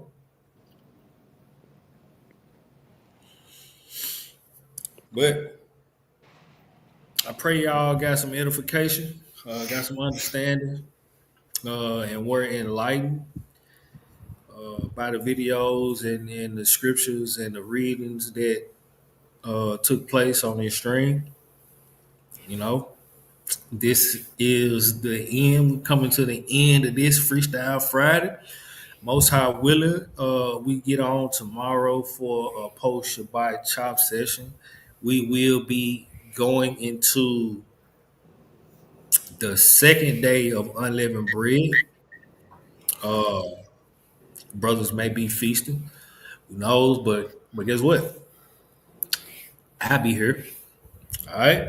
So that being said, man, I pray y'all enjoy y'all first day of unleavened bread. This is a holy convocation. So if you got people around you, that you know and are congregating, hey, link up. If not, do the best you can.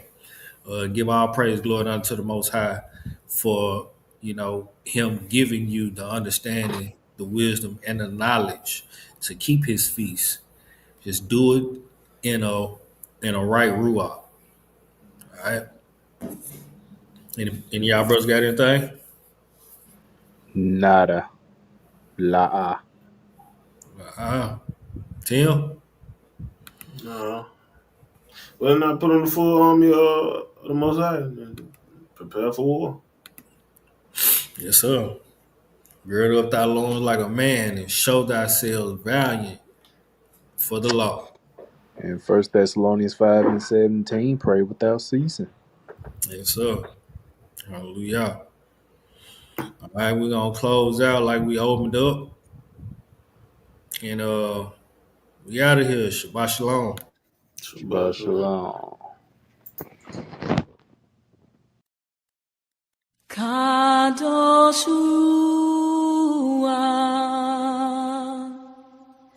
fall on me, send down Haruach, set me free. Kadosh Hu, fall on me, send down Haruach, set me free.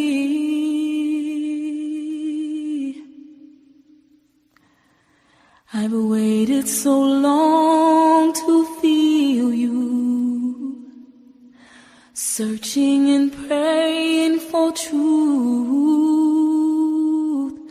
doubting the power you promised me, was afraid to lift my hands to you. Lost and confused on my way down, and that's when you opened my eye. You touched my heart, now I'm brand new. Then you changed my name, gave me life. Kadosh Hu, fall on me, send down Haruach, set me free. Kadosh Hu, fall on me, send down Haruach, set me free. Yes, to speak with the tongue of creation, teach me to love like you do, yeah, yes. I'm tired of being the way I am. On my knees I've been crying to you. Take my heart and erase my pain. Yahshua, revive me again. From now on I won't be ashamed. No, no, you are worthy, Yahweh, to be praised. Kadosh Hu, fall on me, send down Haruach, hey, set me free, yes, Holy Spirit. fall on me. Send down your spirit. Set me free. Yes. Yahweh, need you. Yahweh, need you. I do. Yahweh, need you. Yahweh, need you. Yahweh, love you. Yah, I love you. Yes. Yah.